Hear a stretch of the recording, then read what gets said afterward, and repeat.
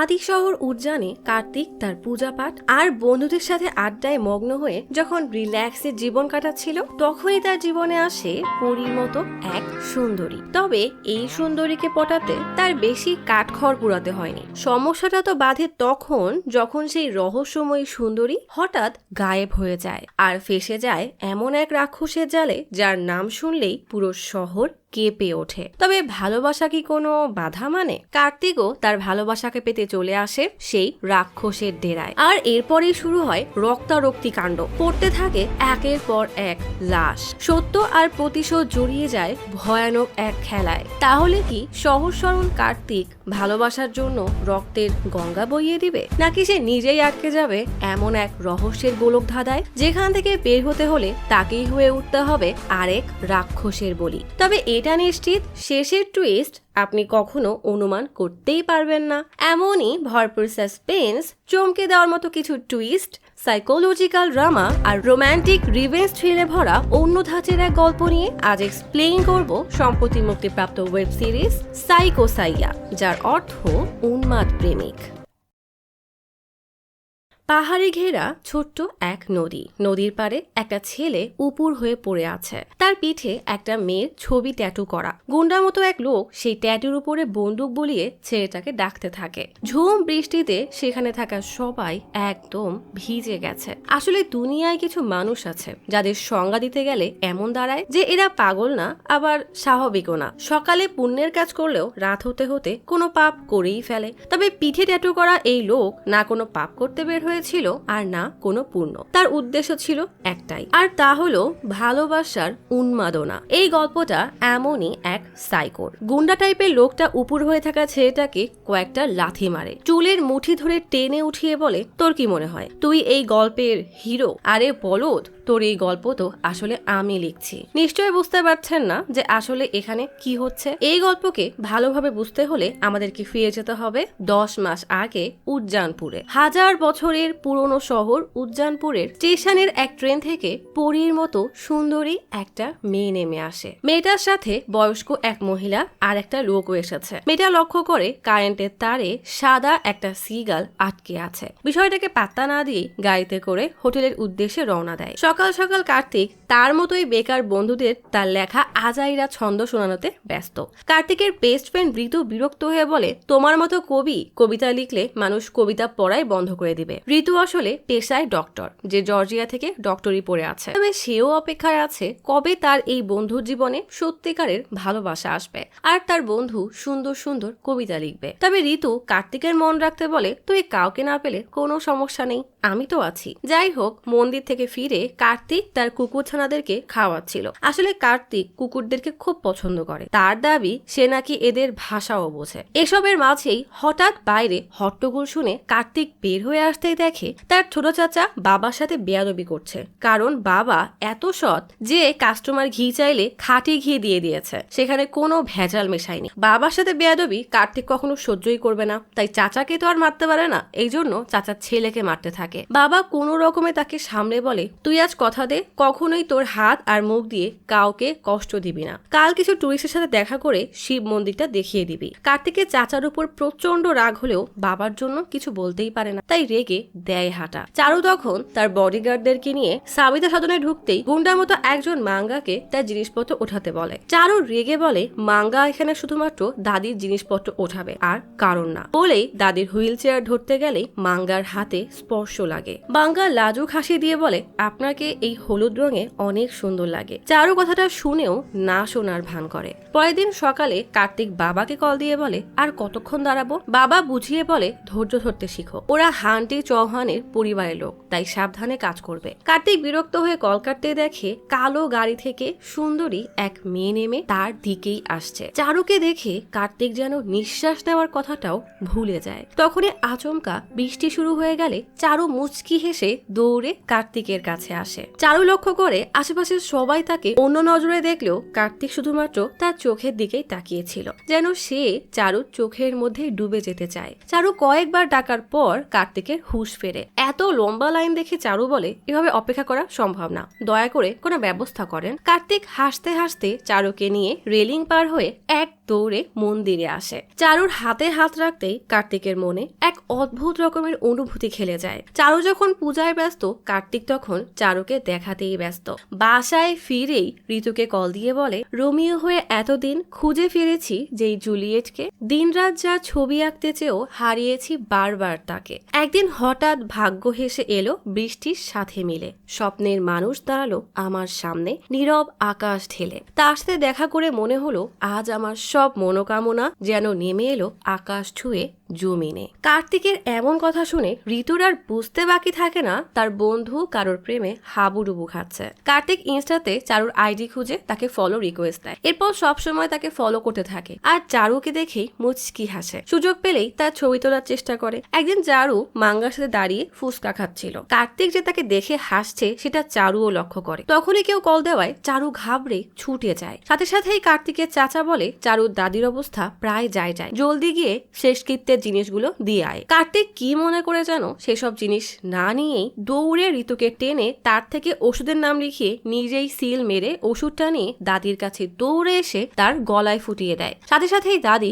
লাফিয়ে উঠে কার্তিককে বলে, তোর মৃত্যু খুব কাছে। ভয়ে কার্তিকের চোখ মুখ লাল হয়ে যায়। দাদি নিস্তেজ হয়ে পড়তেই কার্তিক তার নাকে হাত দিয়ে শ্বাস চলছে দেখে স্বস্তির নিঃশ্বাস ফেলে। চারু এসে এমন অবস্থা দেখে বলে, আমার দাদি এখানে মুক্তির জন্য এসেছে, আপনি কি করছেন? কার্তিক বলে, চিন্তার কিছু নেই, তাকে কয়েকদিনের জন্য হোল্ড করে দিয়েছি। আসলে দাদি মারা গেলে চারুও চলে যাবে, এই জন্য কার্তিক এত কষ্ট করে ওষুধটা ম্যানেজ করে দিল। চারু তার হাব ভাব ঠিক বুঝতে পারছে না, তাই রেগে জিজ্ঞেস করে, আপনার মতলবটা কি? কার্তিক সাবলীল ভাবেই বলে, আপনার বন্ধু হতে চাই। চারু কার্তিকের মুখটা ঘুরিয়ে বলে, ওই যে আমার 3টা বডিগার্ড, তোমার কোনো আইডিয়াও নেই যে আমি কে আর আমার ফ্যামিলি কারা। কার্তিক হেসে বলে, আমিও তো জানতে চাই, কারণ ওই পরিবারের অংশ আমিও হতে চাই। আর তোমার ওই বডিগার্ডদের বলে দিও আজ থেকে তোমাকে আমি সামনে রাখবো। চারু কার্তিকের এই পাগলামি দেখে মুচকি হাসে। কিছুক্ষণ পর চারুকে নিয়ে তার 3 বডিগার্ড মার্কেটে আসে। 3 জোর তো নিজেদেরকে নিয়ে ব্যস্ত। এই সুযোগে কার্তিক চারুর হাত ধরে এক সাইডে এনে বলে, এমন ফালতু বডিগার্ড দিয়ে কোনো কাজ হবে না। আসলে সেদিন তোমাকে পচা সাথের ফুচকা খেতে দেখলাম, তাই ভাবলাম আমাদের শহরের বদনাম হওয়ার আগে তোমাকে একদম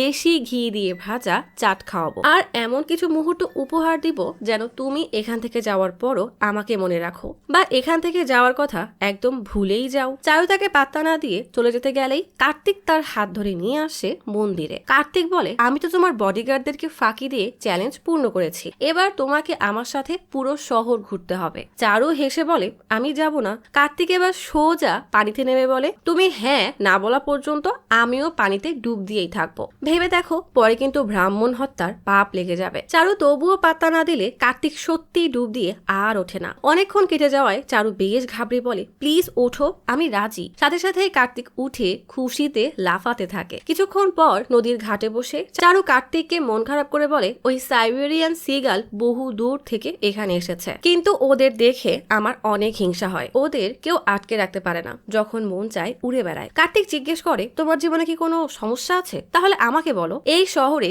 যেই মনোকামনা নিয়ে আসে তা সময় লাগলেও ঠিকই পূরণ হয়ে যায়। চারু মনমরা হয়ে দীর্ঘশ্বাস ছেড়ে বলে, আসলে আমার এই জীবনটাই তো একটা সমস্যা। কার্তিক আর কিছু বলার আগেই হঠাৎ মাঙ্গা কল দিলে চারু তার সাথে কথা বলে হাসি মুখে কার্তিককে বলে, চলো কুলফি খাবো। এভাবেই তারা সারাদিন একসাথে কুলফি খায়, মার্কেটে ঘুরে বেড়ায়। পুরো দুনিয়াকে ভুলে চারু কার্তিকের সাথে সুন্দর কিছু মুহূর্ত কাটায়। রাতে কার্তিক চারুর জন্য পুরো মন্দির আলো দিয়ে সাজায়। প্রজেক্টরে লুকিয়ে তোলা চারুর সব ছবি দেখে চারুর চোখে পানি চলে আসে। কার্তিক এসে বলে, এত বছর আমি তোমার অপেক্ষাতেই ছিলাম, মন যাচ্ছে তোমাকে পাগলের মতো ভালোবাসি। এই ভালোবাসায় না আছে কোনো শর্ত আর না কোনো নিয়ম। তোমার যখন আমাকে দরকার হবে একবার ডাকলেই আমি চলে আসবো, তাই ফর্মালিটি করে লাভ কি? আমি তোমাকে কথা শেষ করার আগেই চারু তার মুখ চেপে থামিয়ে দেয়। কার্তিক বলে, তুমি শুধু একবার হ্যাঁ বলো, আমি তোমার জন্য সব সীমা পার করে দিব। পরিবারে কি সমস্যা বলো, সমাধান করে দিব। চারু বলে, আমি এখন ওসব নিয়ে কথা বলতে চাই না।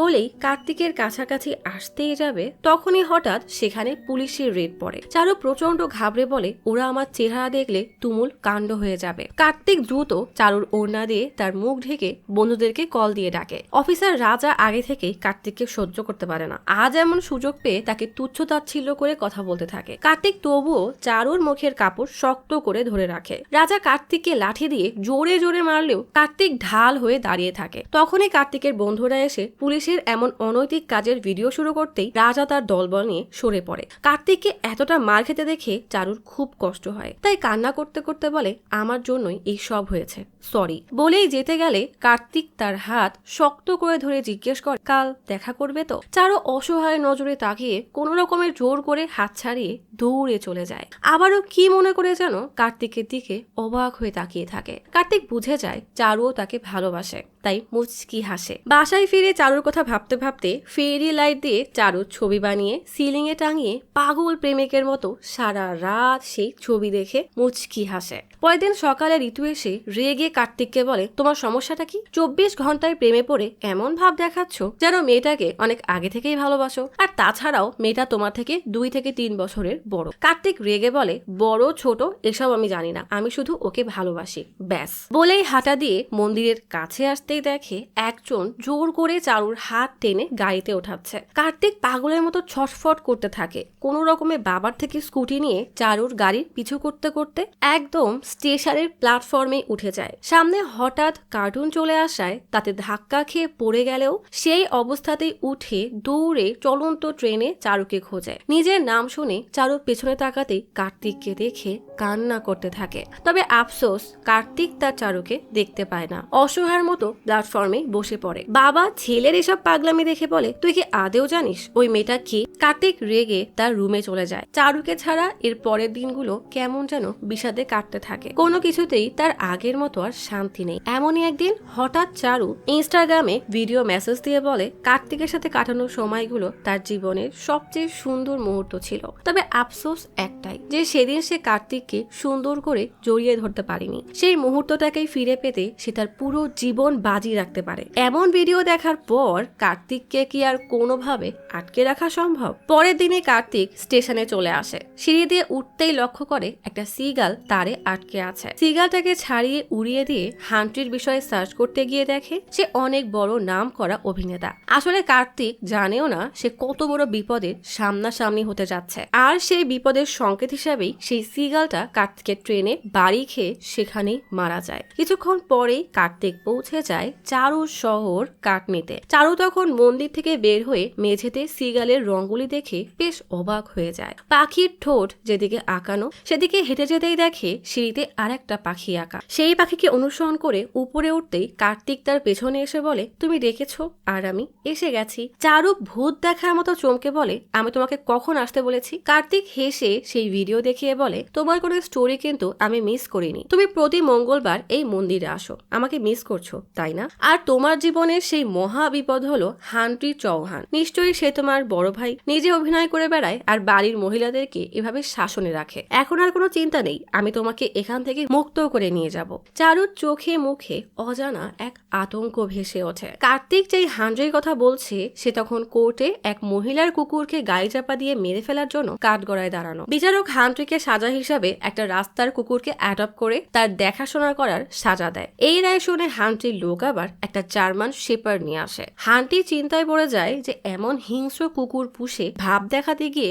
শেষে আবার কুকুরের হাতে মরতে যেন না হয়। তখনই হান্টির বাসায় আসে কার্তিক। হান্টিকে বলে, আমি উজ্জানে আপনার পরিবারকে মন্দির ঘুরিয়ে দেখিয়েছিলাম, আসলে এখানে কোনো কাজের সন্ধানে এসেছি। হান্টি বিরক্ত হয়ে বলে, এখানে কোনো কাজ নেই, তাই তুমি আসতে পারো। কার্তিক মন খারাপ করে চলে যেতেই যাচ্ছিল, তখনই হঠাৎ খাঁচায় বন্দি জার্মান শেপার্ড জোরে জোরে ডাকতে থাকে। কার্তিক হঠাৎ থেমে তার কাছে যেতেই সে একদম শান্ত হয়ে যায়, এমনকি কার্তিকের হাত থেকে খাবারও খায়। এমন দৃশ্য দেখে হান্টি কার্তিককে ডেকে জিজ্ঞেস করে, তুমি ওই কুকুরকে কি বলেছ? কার্তিক বলে, আসলে এটাকে ডগ হুইসপারিং ভাষা বলা হয়। আমার সাথে কুকুরদের অনেক ভালো সম্পর্ক আছে, ওদের ভাষা আমি বুঝতে পারি। হান্টি বলে, ঠিক আছে, আজ থেকে তুমি ওই কুকুরের দেখাশোনা করবে, কিন্তু কুকুর যদি কাউকে কামড়ে দেয় তাহলে তোমার খবর আছে। কার্তিক এমন সুযোগ পেয়ে রাজি হয়ে যায়। পরের দিনই হান্টি এক অনুষ্ঠানে আসলে সেখানে লোক লোক তাকে সারপ্রাইজ দেওয়ার জন্য হান্টি আর তার স্ত্রী রত্নার বিয়ের 15 বছর পূর্তির পোস্টার রিভিল করতেই হান্টি বলে, আমি রত্নাকে 15 বছর সহ্য করেছি, তবে এখন আমরা আলাদা আছি। কিন্তু চিন্তার কোনো কারণ নেই, কারণ আমার জীবনে নতুন কেউ এসেছে আর খুব জলদি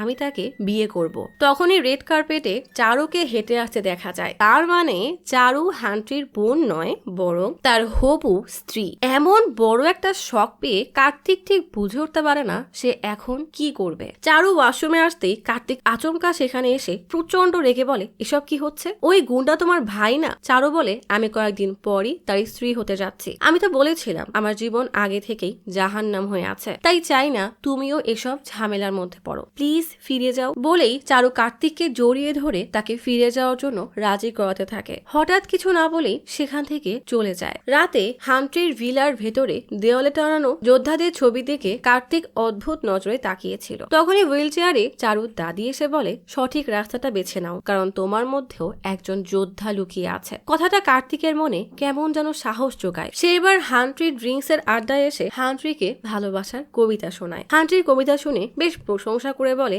এই ছেলে তো অনেক ট্যালেন্টেড। বান্টি সব শুনে রেগে উঠে যেতে গেলেই হান্টি তাকে আটকে বলে, এত সুন্দর আসর ছেড়ে কোথায় যাচ্ছ? বান্টি বিরক্ত হয়ে বলে, গত পরশুই তুমি অতিরিক্ত ড্রিঙ্কস করে নালার কাছে পড়েছিলে, আমি তোমাকে সেখান থেকে উঠিয়ে এনেছি, তুমি এখানে বসে কবিতা শোনো। আমি গিয়ে খোঁজ নেই যে চারু উদ্যানে কার সাথে পালানোর প্ল্যান করছিল। বলেই বান্টি সেখান থেকে চলে যায়। বান্টির কথা শুনে কার্তিক বেশ চিন্তায় পড়ে যায়। বান্টি যেতে হান্টি কার্তিককে বলে, বান্টিকে ছোট থাকতে ড্রিঙ্কস করা আমি শিখিয়েছিলাম, আর তার এখন মনে হয় আমার অনেক বয়স হয়ে গেছে, আমি ড্রিঙ্কস করে নিজেকে কন্ট্রোল করতে পারবো না। আজ আমি না আমার নিজের ছোট ভাইকে সামলাতে পারছি, আর না আমার হবু বউকে। এসব শুনতে শুনতেই কার্তিক তার মনে মনে তার মতো করে প্ল্যান করতে থাকে। কার্তিক নানাভাবে চারুর সাথে কথা বলার চেষ্টা করে, কিন্তু কোনোভাবেই পারে না। অবশেষে সুযোগ পেয়ে কার্তিক চারুর ঘরে ঢুকে পড়তেই সে কিছু বলার আগেই হান্টি চারুর নাম ধরে ডাকতে ডাকতে সেখানে চলে আসে। কার্তিক কোনো উপায় না পেয়ে লুকিয়ে পড়ে। হান্টি চারুকে বাজেভাবে স্পর্শ করতে থাকে, কিন্তু চারুর হান্টিকে আটকানোর কোনো উপায়ও নেই। কার্তিকও আড়াল থেকে চুপচাপ সব দেখে ভিতরে চুলে পুড়ে শেষ হয়ে যায়। পরের দিন সকালে চারু কান্না করতে করতে কার্তিককে বলে, নিশ্চয়ই তোমার সব ভালোবাসা শেষ হয়ে গেছে, কাল আমাকে অন্য কারোর সাথে দেখেছো, এরপর থেকে হয়তো আমাকে আর স্পর্শ করতেও ইচ্ছা করবে না। ভালোই হলো তুমি বুঝে গেছো। কার্তিক রেগে চিৎকার করে বলে, তুমি কি চাও? আমি তোমাকে ঘৃণা করি? চারু বলে, আমি শুধুমাত্র হান্টির অর্ডার মেনে চলি, এই জন্যই বলেছিলাম এখান থেকে চলে যেতে, এখানে থাকলে ওর লালসা আর আমার চোখে পানি দেখবে। বলেই চারু সেখান থেকে চলে যায়। উপায় না পেয়ে কার্তিক ঋতুকে কল করে সব জানাতেই ঋতু ধমক দিয়ে বলে, ওখান থেকে চুপচাপ ফিরে আসো, ওই হান্টি ওখানকার ডন। কার্তিক বলে, কিন্তু আমি চারুর চোখের দিকে তাকিয়ে বুঝেছি যে চারুর আমাকে প্রয়োজন। ঋতু প্রচন্ড রেগে বলে, তোমার এসব পাগলামি সাইডে রেখে আমার কথা কান দিয়ে শোনো। চারুর মতো মেয়েরা তোমার মতো লাভার বয়দের হাতের ইশারায় নাচাতে পারে, দিন শেষে সে ওই হান্ট্রিকেই বিয়ে করবে, তোমার সাথে পালিয়ে উদ্যান কখনোই আসবে না। কার্তিক বিরক্ত হয়ে বলে, আসলে তুমি চারুকে নিয়ে হিংসায় জ্বলছো, এমনি থেকে তুমি নারীবাদ নিয়ে অনেক কথা বলো, এখন চারুর সমস্যাটা তুমি বুঝতে পারছো না। ঋতু বলে, আমার চারুকে নয় বরং তোমাকে নিয়ে চিন্তা হচ্ছে। কার্তিক বিরক্ত হয়ে বলে, সাহায্য করতে না পারলে আমার জন্য দোয়া করো। বলে রেগে কল কেটে দেয়। বান্টি মাঙ্গাকে এত বাজেভাবে মারছে যে তার মুখ থেকে কল গলিয়ে রক্ত বের হয়ে যায়। রাগী চিৎকার করে বলে, বল চারুর উদ্যান থেকে পালানোর প্ল্যান ছিল কিনা। এদিকে কার্তিক দরজার বাইরে থেকে দাঁড়িয়ে সব দেখছিল। তার বেশ খারাপ লাগে যে তার জন্যই এমন এক নিরীহ লোক কষ্ট পাচ্ছে। হান্টি সেখানে এসে অবাক হয়ে বান্টিকে জিজ্ঞেস করে, তুমি এসব কি করছো? ও তো মারা যাবে। বান্টি বলে, ওদের প্ল্যান না বলা পর্যন্ত আমি ওকে মরতেও দিব না। বলেই সে আরো জোরে মারতে গেলে হান্টি বান্টিকে শান্ত করে বলে, চারুর পালিয়ে যাওয়ার কোনো প্ল্যানই ছিল না। চারু তোমার ভাবি হয়, তাই তাকে সম্মান করতে না পারলে আজ থেকে আর আমার সাথে কথা বলার কোনো প্রয়োজন নেই। চারু আমাকে আগেই বলেছিল মাঙ্গা তার পেছনে পড়ে আছে। বলেই রেগে মাঙ্গাকে লাথি মেরে বলে, এই মাঙ্গা আমাকে ভাই বলে ডাকে, অথচ আমারই পিঠ পিছে এসব করে বেড়ায়। বান্টি মাঙ্গাকে জানে মেরে ফেলতে চাইলেই হান্টি তাকে আটকে বলে, আজ থেকে চারু তোমার ভাবি, ভুলে ওকে খারাপ নামে ডাকবে না। বান্টি রেগে কোনো উত্তর না দিয়েই সেখান থেকে চলে যায়। পরের দিন সকালে কার্তিক চারুকে টানতে টানতে তাদের গোপনে দেখা করার জায়গায় নিয়ে আসলে চারু রেগে বলে, হান্টি তোমার গলা কেটে ঝুলিয়ে দিবে, এখনো সময় আছে, এখান থেকে চলে যাও। কার্তিক কোনো উত্তর না দিয়ে তার পিঠে থাকা চারুর ট্যাটু দেখিয়ে বলে, তুমি তো বলেছিলে আমার ভালোবাসা নাকি 4 দিনের, কিন্তু ট্যাটু আর ভালোবাসা কোনো দিনও মেটানো যায় না। আশা করি এখন বিশ্বাস হয়ে গেছে। চারু কার্তিকের পিঠে তার ট্যাটু দেখে হতবাক হয়ে কান্না করতে করতে পেছন থেকে কার্তিককে জড়িয়ে ধরে। পার্কে বসে চারু কার্তিকের কাঁধে মাথা মাথা রেখে কান্না করতে করতে বলে, ডেলিভারির সময় আমার মা মারা যায়। 10 বছর বয়সে বাবা অ্যাক্সিডেন্টে মারা যায়। আমার জীবনে দাদি ছাড়া আর কেউ ছিল না। আমি দাদির সাথে বিভিন্ন ফাংশনে গান গাইতাম। আমার বয়স তখন মাত্র 18 বছর ছিল যখন হান্ট্রি আমাকে প্রথমবার দেখে। প্রথম দেখাতেই চারুর সৌন্দর্য আর গানের কণ্ঠ শুনে সে মুগ্ধ হয়ে যায়। হান্ট্রি চারুকে বলে, আমি অ্যামাজন মিউজিকের অনেক বড় বড় ডিরেক্টরদেরকে চিনি, তুমি চাইলে সেই ব্যবস্থা করে দিব। সেদিনই চারু হান্ট্রির কথার জালে ফেসে যায়। চারুর চোখ থেকে টপ টপ করে পানি পড়তে থাকে। চারু বলে, আমি ক্যারিয়ারে সাকসেস হওয়ার বদলে হান্ট্রির গোলাম হয়ে রয়ে গেলাম। এখন সে আমাকে জোর করে বিয়ে করলেও দিন শেষে আমি তার হাতের পুতুল ছাড়া আর কিছুই না। সে যা বলে আমাকে তাই করতে হয়। এখান থেকে আমার পালানোর সব চেষ্টা ব্যর্থ হয়ে গেছে। উজ্জয়নে শেষবার চেষ্টাও করেছিলাম। মাঙ্গা আসলেই আমাকে পছন্দ করে। বেচারা আমাকে সাহায্য করছিল। বান্টির কাছে খবর চলে যায় আর মাঙ্গাও ধরা পড়ে যায়। এখনো মাঙ্গা কিছু বলেনি, কিন্তু সে আর কয়দিনই বা মুখ বন্ধ রাখবে। একবার সবাই সব জানতে পারলে আমিও জানি না যে আমার সাথে কি হবে। কার্তিক চারুকে জড়িয়ে ধরে বলে, যেভাবেই হোক আমি তোমাকে এখান থেকে বের করেই ছাড়বো। চারু আর কার্তিক সবার চোখের আড়ালে তাদের ভালোবাসার গল্প চালিয়ে যেতে থাকে। একদিন রাতে সবার চোখের আড়ালে কার্তিক চারুর ঘরে এসে তাকে পিছন থেকে জড়িয়ে ধরে। তখনই হান্ট্রিও সেখানে আসলে কার্তিক কোনো রকমে লুকিয়ে পড়ে। এদিকে বান্টি তার সব রাগ তার ক্রিকেট ব্যাটের উপরে ওঠাচ্ছে। বান্টি তার লোকদেরকে বলে, তোমরা উজ্জানে কিছু তো নিশ্চয়ই দেখেছো। একজন বলে, একদিন চারু একাই ঘুরতে বেরিয়েছিল, সেদিন মাঙ্গা তো আমাদের সাথেই ছিল। এই কথা শুনে বান্টি প্রচন্ড রেগে তার গলা চেপে বলে, ওকে একা কেন যেতে দিয়েছিলে? সে কোথায় গিয়েছিল সেটা এখন আমি কিভাবে জানবো? বান্টি আরো পাগলের মতো রেগে বলে, আমি জানি ও কিছু একটা অবশ্যই করছে। কিন্তু হান্ট্রি ভাই বুঝছে না, কারণ সে ভালোবাসার জালে ফেসে গেছে। এদিকে হান্ট্রি মাতাল হয়ে চারুর কাছে আসার চেষ্টা করতেই নিজেকে সামলাতে না পেরে অজ্ঞান হয়ে যায়। চারু প্রচন্ড ভয়ে কার্তিককে জড়িয়ে ধরে কান্না করে বলে, আমি অনেক ভয় পেয়ে গিয়েছিলাম। যদি হান্ট্রি সব জেনে যেত তাহলে আজই সব শেষ হয়ে যেত। হান্ট্রি আমাকে তার জেলখানায় বন্দি করে রেখেছে, যেখান থেকে আমি কোনোদিনও পালাতে পারবো না। কিন্তু তোমার হাতে সময় আছে, হান্ট্রি জানার আগে এখান থেকে চলে যাও। কার্তিক বলে, হান্ট্রি কিছুই করতে পারবে না। হয় আমি তোমাকে এই জেলখানা থেকে বের করব, নয়তো নিজেও এখানে দাফন হয়ে যাব। চারু বলে, মাঙ্গার জ্ঞান ফিরে এসেছে, সে আমাদের ব্যাপারে সব জানে। আজ নয়তো কাল বান্টি তার মুখ থেকে তোমার নাম বের করেই ফেলবে। এরপর তুমি কি করবে? কিভাবে তার মুখ বন্ধ করবে? তুমি বরং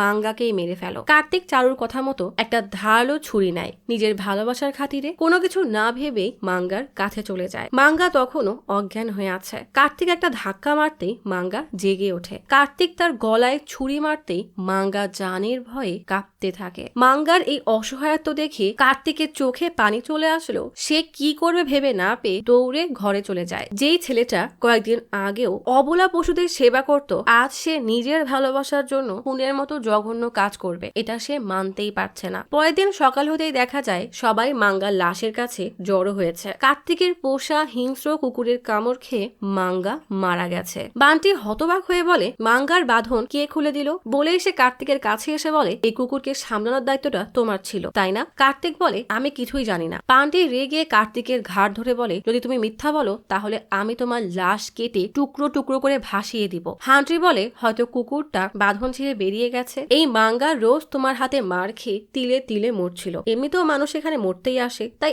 একবারে মরে যাওয়াটাই ভালো। বলেই রুমের বাইরে বেরোতেই কুকুরটাকে দেখে, যার মুখে মাঙ্গার রক্ত এখনো লেগে আছে। সবাই চলে গেলে কার্তিক মাঙ্গার লাশের কাছে এসে গতরাতের কথা মনে করতে থাকে। কার্তিক গতরাতে মাঙ্গার বাঁধন খুলে দিয়ে বলেছিল এখান থেকে পালিয়ে যাও, বলেই সে সেখান থেকে চলে যায়। কার্তিক মাঙ্গার হাত ধরতেই একটা ব্রেসলেট পায়। এটাই সেই ব্রেসলেট যেটা কার্তিক উজ্জয়নে চারুকে কিনে দিয়েছিল। চারু গাছে তখন পানি দিচ্ছে, তখনই কার্তিক চারুকে সেই ব্রেসলেট দেখিয়ে বলে, এটা তোমার না? চারু বলে, হয়তো গতরাতে কোথাও পড়ে গিয়েছিল, ভালো হয়েছে তুমি পেয়ে গেছো, তাহলে তুমিই পরিয়ে দাও। কার্তিক চারুকে ব্রেসলেটটা পরিয়ে বলে, তুমি এমন কেন করলে? মাঙ্গা পালিয়ে গেলে আজ ঠিকই বেঁচে থাকতো। চারু অবাক হয়ে বলে, তোমার কি মনে হয় সে কোনোদিনও ধরা পড়তো না? আর ধরা পড়ার পর আমাদের ব্যাপারে বান্টিকে বলতো না? মাঙ্গাকে মেরে ফেলা ছাড়া আমাদের কাছে আর কোনো অপশন ছিল না। আমি সেটাই করেছি যেটা তুমি করতে পারোনি। আমি আমাদের ভালোবাসাকে মরতে দেখতে চাই না। আসলে গত রাতে চারু যখন দেখে যে কার্তিক মাঙ্গাকে না মেরে চলে যাচ্ছে, নিজেদেরকে বাঁচাতে কুকুরের খাঁচার তালা খুলে দেয়। এদিকে মাঙ্গা বাকি বাঁধনগুলো খুলে কোনো মতে উঠে ঘোরাতে ঘোরাতে দরজার কাছে আসতেই সেখানে কুকুরকে দেখে ভয়ে পিছিয়ে যায়। কুকুর কুকুরটা মাঙ্গাকে দেখে তার দিকে তেড়ে আসে। মাঙ্গার শরীরে লড়াই করার মতো কোনো শক্তি না থাকায় সেও চুপচাপ নিজের ভাগ্যকে মেনে নেয়। চারু কান্না করতে করতে বলে, তুমি এখানে না আসলে আমাকে এইসব কিছু করতেই হতো না। কবে থেকে তোমাকে এখান থেকে যেতে বলছি, এখন যেহেতু এখানে এসেই গেছো আমি তোমাকে হারতে দেখতে পারবো না। তুমি ভালোবেসেছো ঠিকই, কিন্তু আমি মাঙ্গাকে মেরে আমাদের ভালোবাসাকে বাঁচিয়ে দিয়েছি। কথা দাও ভবিষ্যতে আমাদের ভালোবাসার জন্য কারোর জীবন নিতে হলেও কোনো অবস্থাতেই পিছনে হাঁটবে না। আমাকে কথা দাও, আমি যেমনটা বলবো তুমি তেমনটাই করবে। কার্তিককে চুপ থাকতে দেখে চারু বলে, আমাকে ভালোবাসতে হলে এই শর্ত তোমাকে মানতেই হবে। একটা বারে ডন টাইপের এক মহিলা এসে সোফায় বসে ছবি তুলতে থাকে। দেখা যায় তার মুখে রক্তের ছোপ ছোপ দাগ, যেন সে কাউকে নৃশংসভাবে খুন করে এসেছে। আসলে এই মহিলাই হলো হান্ট্রির প্রথম স্ত্রী রত্না। সে হঠাৎই কোথা থেকে যেন চারু আর কার্তিককে ধরে তাদেরকে ছুঁড়ে ফেলতে দুজনেই হতবাক হয়ে তাকায়। কি ভাবছেন এরা এখানে কিভাবে আসলো? তার জন্য আমাদেরকে ফিরে যেতে হবে একদিন আগে। চারু হান্ট্রিকে গ্রিন টি বানিয়ে দিলে সে বিরক্ত হয়ে বলে, এটা কোনো চা হলো নাকি? চারু বলে, এটা আপনার স্বাস্থ্যের জন্য ভালো। হান্ট্রি বলে, এত বাজে চা খাওয়ার পর তোমার মিষ্টি মুখ না হলে কি হয়? দূর থেকে বসে কার্তিক এসব দেখে রাগে ফুঁসে উঠলেও মুখে কিছুই বলে না। হান্ট্রি কার্তিককে বলে, বল ছুঁড়ে মারো, যেন কুকুরটা মাঝখানে এসে দাঁড়ায়। কার্তিক বল ছুঁড়ে মারতে কুকুরটা বল ধরার জন্য বলের পেছনে ছুটলে হান্ট্রি সোজা তার মাথা বরাবর গুলি করে দেয়। সাথে সাথে কুকুরটা সেখানেই মারা যায়। এমন ভয়ানক নৃশংসতা দেখে সবাই হতবাক হয়ে যায়। হান্ট্রি বলে, কোনো আত্মাকে কোনো হাতিয়ারই মারতে পারে না, তাই এত চিন্তা করে কি হবে? কার্তিক বুকের উপরে পাথর চাপা দিয়ে বৃষ্টির মধ্যে তার কবর খুঁজছে। তার ভালোবাসার কারণে তার শখের কুকুরটাকে এভাবে মরতে হলো। বৃষ্টির মধ্যেই কার্তিক তাকে কবর দিয়ে দেয়। কার্তিকের মন খারাপ দেখে চারু কার্তিককে জড়িয়ে ধরে বলে, তুমি এখানে আমার জন্য এসেছো, তাই আমি বাদে আর কাউকেই ভালোবাসবে না, এমনকি কোনো পশুকেও না। আমাদেরকে এখান থেকে পালিয়ে যেতেই হবে। আমি সত্যি তোমাকে ভালোবাসি, আমরা বাদে বাকি সবাই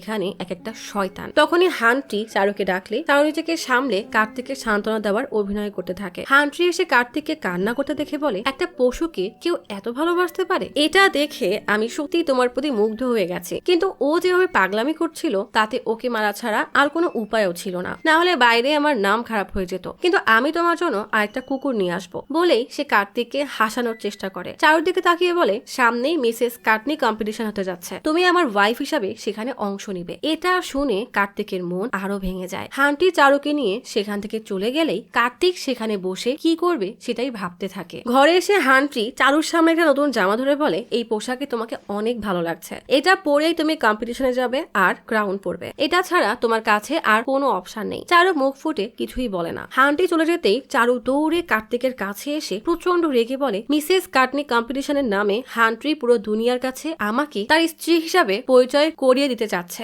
আমি এই কম্পিটিশনে অংশ নিব না। কার্তিক বলে, তুমি ওখানে যাবে, এখান থেকে পাওয়ানোর জন্য আমাদের কাছে শুধু এই একটা মাত্র সুযোগই আছে। ইভেন্টের দিন হান্ট্রির সব গুন্ডাগুলো ব্যস্ত থাকবে, সুযোগ বুঝে আমরা সেখান থেকে পালিয়ে যাব, কাটনি থেকে দিল্লি আর সেখান থেকে নিকোবর আইল্যান্ডে যাব। যাই হয়ে যাক না কেন আমি তোমাকে এখান থেকে বের করেই ছাড়বো। চারু খুশি হয়ে কার্তিককে জড়িয়ে ধরে। পরের দিন সকালে কার্তিক কোথাও একটা যাচ্ছিল, তখনই হান্টি তাকে ডাকলে কার্তিক দেখে হান্টির সাথে সেই অফিসার রাজা বসে আছে, যে উদ্যানে তাকে আর চারুকে একসাথে ধরে ফেলেছিল। কার্তিক বেশ সাহস করে এগিয়ে আসলে হান্ট্রি কার্তিককে রাজার সাথে পরিচয় করিয়ে দিলে রাজা বলে, ওকে কে না চেনে, ও তো উদ্যানের রোমিও, একদিন একটা মেয়েকে নিয়ে ঘুরছিল, রেডের সময় ধরা পড়ে যায়। হান্ট্রি অবাক হয়ে কার্তিককে বলে, আরে তুমি তো দেখি লুকিয়ে থাকা রোমিও। রাজা চারুর দিকে আর চোখে তাকিয়ে বলে, আপনার হাতের ব্রেসলেটটা তো বেশ সুন্দর, তাহলে আজ আমি আসি। বলেই উঠে কার্তিকের দিকে আর চোখে তাকায়। রাজা চলে যেতেই চারু অস্থির হয়ে কার্তিককে বলে, রাজা আমাদেরকে ঠিকই চিনতে পেরেছে, সে হান্ট্রিকে এখন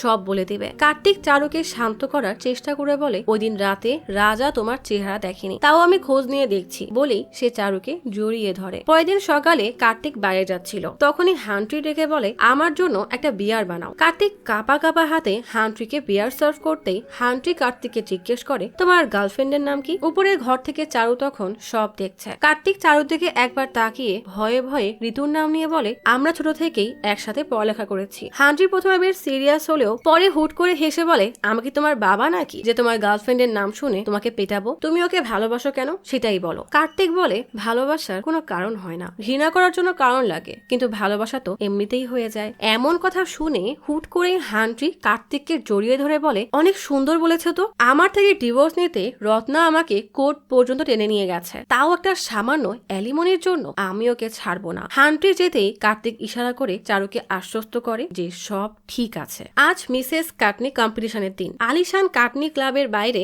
হান্ট্রির গাড়ি থামে। কার্তিক গাড়ির দরজা খুলে দিতেই হান্ট্রি আর চারু গাড়ি থেকে নামে। সবাই তাদেরকে ফুল দিয়ে শুভেচ্ছা জানায়। মেকআপ রুমে মেকআপ আর্টিস্ট চারুর মেকআপ করিয়ে দিচ্ছে। হান্ট্রি চারুকে দেখে মুগ্ধ হয়ে বলে, বেশি সময় নিও না, এখনই শো শুরু হয়ে যাবে। শো শুরু হতেই একে একে সবাইকে স্টেজে ডাকা হয়। চারুর নাম ঘোষণা করা হলে সেও স্টেজে আসে। কম্পিটিশন শেষে উইনারের নাম হিসাবে চারুর নাম বলা হয়। চারুকে মুকুট পরিয়ে দেওয়া হলে হান্ট্রি খুশিতে লাফাতে থাকে। তখনই সেখানে হান্ট্রির স্ত্রী রত্না চলে আসে। মুহূর্তের মধ্যেই সবার মনোযোগ রত্নার দিকে চলে যায়। হান্ট্রি প্রচন্ড রেগে তার লোকদেরকে বলে, রত্না এখানে কিভাবে আসলো? আমি বলেছিলাম না ওর উপর নজর রাখবি? রত্না তখন সোজা স্টেজে উঠে চারুকে বলে, তুমি এখানে কি করছো? এই কম্পিটিশনটা স্ত্রীদের জন্য হয়, কোনো গার্লফ্রেন্ডের জন্য না। আর যেই মুকুট তুমি পরে আছো সেটা আমি বছরের পর বছর ধরে পরে আসছি। হান্ট্রি স্টেজে উঠে প্রচন্ড রেগে বলে, তোমার তো টাকা চাই তাই না? কার্তিক ইশারা করতেই চারু সেখান থেকে বের হয়ে যায়। কার্তিকও সময় নষ্ট না করে চারুর পিছু পিছু আসে। এদিকে রত্না হান্ট্রি থেকে 50 কোটি টাকা চাইলে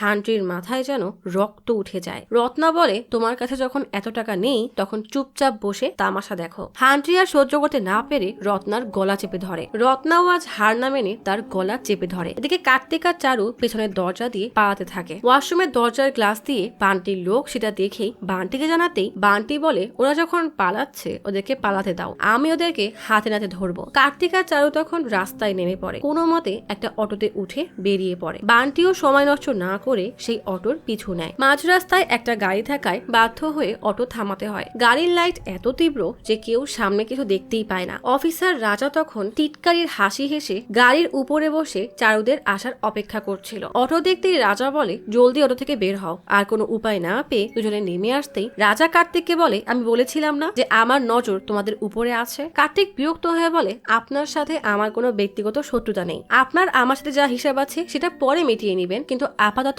আমাদেরকে যেতে দিন। রাজা চারুর দিকে তাকিয়ে হেসে বলে, তা বেশ বড় রিস্ক নিয়ে ফেলেছ। চারু আর না পেরে হাত জোর করে অনুরোধ করে, প্লিজ আমাদেরকে যেতে দিন। এদিকে বান্টি ব্রিজের কাছে আসতেই রাজার গাড়ি দেখে থামিয়ে জিজ্ঞেস করে, কার্তিককে চারুর সাথে এদিক থেকে যেতে দেখেছো? রাজা বলে, কই না তো, আমি তো 1 ঘন্টা ধরে এখানেই দাঁড়িয়ে আছি, কারণ আমার গাড়ি খারাপ হয়ে গেছে। যদি ওদেরকে দেখতে পাই তাহলে তোমাদেরকে জানাবো। বান্টি যেতেই রাজা কার্তিককে বন্দুক দেখিয়ে বলে, চুপচাপ গাড়িতে উঠে বসো। বান্টি কম্পিটিশন থেকেই তোমাদেরকে ফলো করছে। উপর মহল থেকে অর্ডার এসেছে। উপায় না পেয়ে কার্তিক আর চারু গাড়িতে ওঠে। রাজা গাড়ি নিয়ে বের হতেই রাস্তার পাশে অন্ধকারে ঘাপটি দিয়ে থাকা বান্টি রাজাকে চারু আর কার্তিককে সাহায্য করতে দেখে প্রচন্ড রেগে বলে, ও আমার সাথে গেম খেলতে চাচ্ছে। ঠিক আছে, এবার এর মূল্য দেওয়ার পালা। কিছুক্ষণের মধ্যেই বান্টি রাজা, চারু আর কার্তিককে ধরে আস্তানায় নিয়ে আসে। রাজার কোনো কথা না শুনেই একদম রাজার মাথা বরাবর গুলি করে মেরেই ফেলে। বান্টি চারুদিকে এগিয়ে আসতে আসতে বলে, তাহলে এরাই তোমার লুকানো প্রেমিক? প্রথমে মাঙ্গাকে ফাঁসিয়েছিল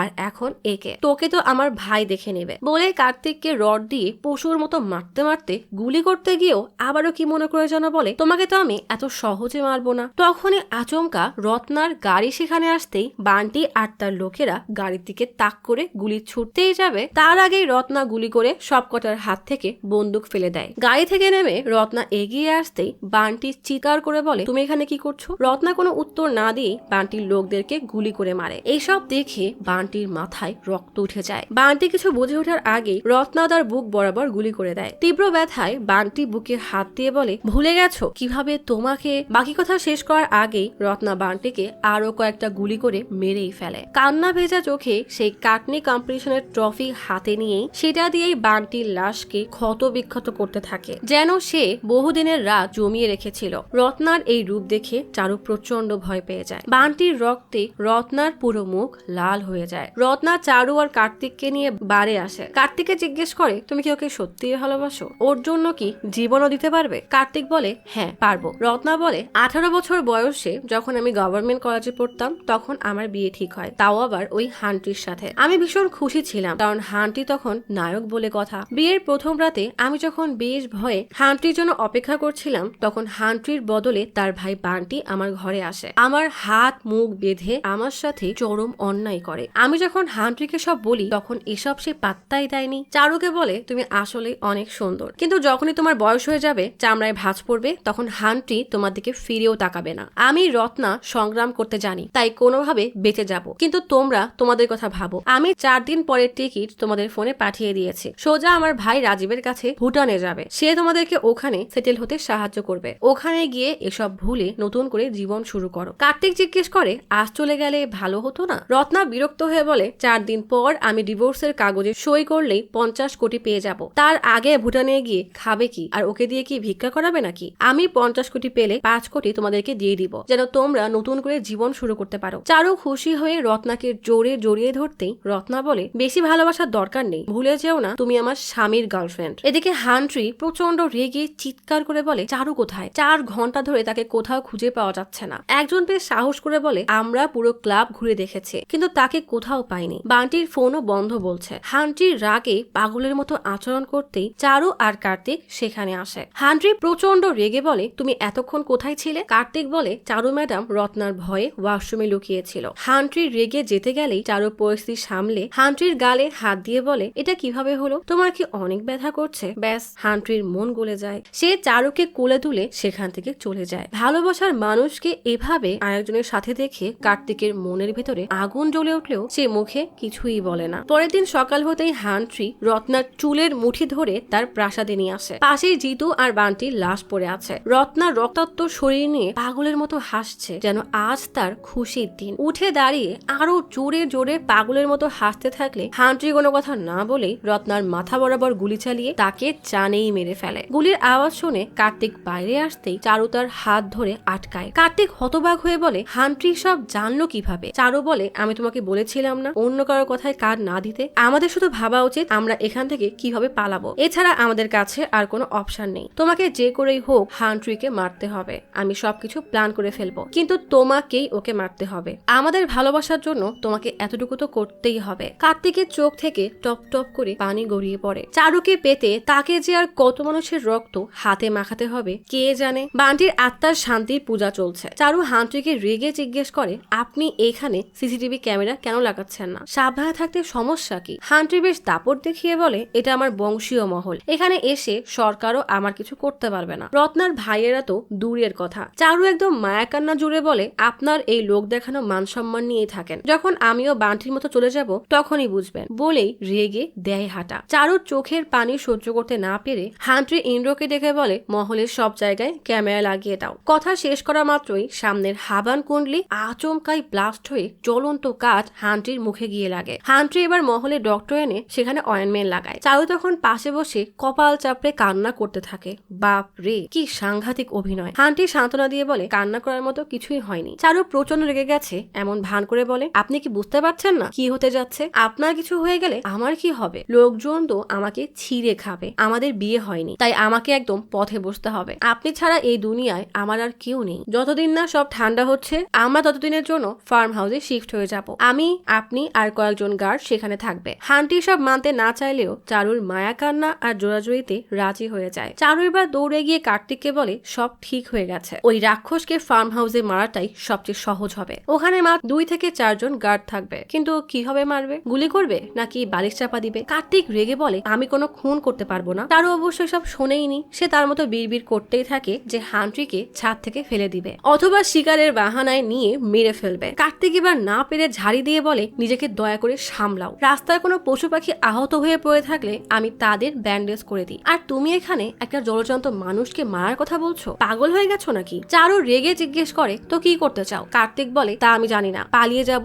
অথবা পুলিশের কাছে যাব। খুন ছাড়া অন্য কোনো পথ খুঁজে বের করব। চারু প্রচন্ড রেগে বলে অনেক কষ্টে এই সুযোগটা বানিয়েছি, এত সহজে সেটা হাতছাড়া করব না। কার্তিক বুঝিয়ে বলার চেষ্টা করে যে আমরা দুইজনের কেউই খুনি না। কার্তিক চারুর এই প্ল্যানের সবচেয়ে বড় বাধা বুঝতে পেরে চারু কার্তিককে হান্ট্রির কাছে নিয়ে এসে বলে আমি, আপনি, ইন্দ্রি আর 2 জন গার্ড ফার্ম হাউসে যাব। কার্তিক তো এখানে কুকুরের দেখাশোনা করতে এসেছিল, কুকুরটা মারা গেছে, তাই কার্তিকের আর কোনো কাজ নেই। ওকে উদ্যানে পাঠিয়ে দিন, সব হিসাব নিকাশ করে ছেড়ে দিন। চারুর কথা মতো হান্ট্রি রাজি হয়ে বলে কখনো আবার দরকার পড়লে তখন সে কার্তিককে ডাকবে। কার্তিক মন খারাপ করে যাওয়ার সময় হঠাৎ তার মনে পড়ে সে চারুকে ওয়াদা দিয়েছিল যে সে চারুকে এই বন্দিখানা থেকে বের করে নিয়ে যাবে, নয়তো নিজেই এইখানে দাফন হয়ে যাবে। তাই কার্তিক ফিরে এসে হান্ট্রিকে বলে, বাবা একটা কথা বলতো, যদি কেউ কখনো তোমার মাথায় হাত রাখে তাহলে তার হাত আর মাথা দুটোই রক্ষা করবে। যখন কেউ আমাকে কাজ দিচ্ছিল না, আপনি আমাকে কাজ দিয়েছিলেন, নিজের আপন করে রেখেছিলেন। আজ আপনার এই বিপদের দিনে আপনাকে একা রেখে যেতে আমার মন মানছে না।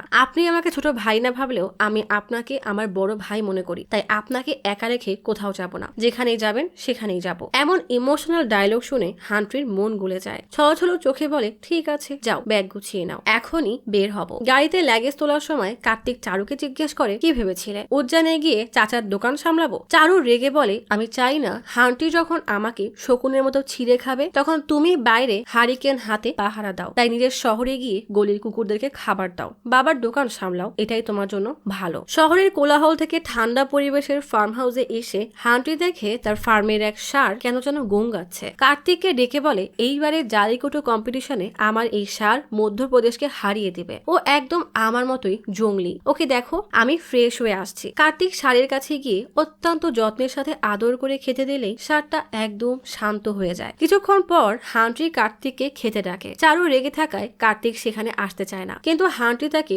জোর করে টেনে বসিয়ে ছোট ভাইয়ের মতো আপ্যায়ন করে প্লেট ভরে খেতে দেয়। মন খারাপ করে চারুকে বলে, ওকে দেখে বান্টির কথা মনে পড়ে যায়, ও একদম আমার বান্টির মতো, ছায়ার মতো সব সময় আমার সাথে থাকতো। আর দেখো কার্তিকও আমার জন্য এখানে এসে গেছে। এই লোক জানেও না এরা দুইজন তার পিঠ পিছে কি ভয়ানক প্ল্যান বানাচ্ছে। খাওয়া শেষে কার্তিক লক্ষ্য করে পুরো ফার্ম হাউস সাজানো হয়েছে। বেশ অবাক হয়ে ইন্দ্রীকে জিজ্ঞেস করে, এসব কেন? ইন্দ্রী জানায় আজ হান্ট্রি আর চারুর বিয়ে। তখনই বর আর কনের সাজে হান্ট্রি আর চারু আসে। চারুকে অন্যের জন্য বউ সাজতে দেখে বুকের মধ্যে কাটার মতো বিধে, তাই অসহায়ের মতো সেদিকেই তাকিয়ে থাকে। চারু তীব্র অভিমান নিয়ে কার্তিকের দিকে তাকায়। হান্ট্রির মণ্ডপে বসেই চারুকে তার সকল সম্পত্তির ভাগিদার হওয়ার উইল দিতেই চারু মায়া কান্না করে নিজেকে খুব খুশি দেখায়। বিয়ের আনন্দে হান্ট্রি রাতে পার্টি শুরু করে, নেশা করে সবাই নাচে মগ্ন। কার্তিক আর চারু তখন একে অপরের দিকে রাগী নজরে তাকিয়ে আছে। হান্ট্রি তখন নাচতে নাচতে পড়ে যেতে গেলেই কার্তিক দৌড়ে এসে তাকে ধরে। হান্ট্রি তার হাতের বন্দুক কার্তিকের কাছে দিয়ে দেয়। চারু বিষয়টা দেখে সবার নজর এড়িয়ে কার্তিককে এক সাইডে নিয়ে কান্না করে বলে,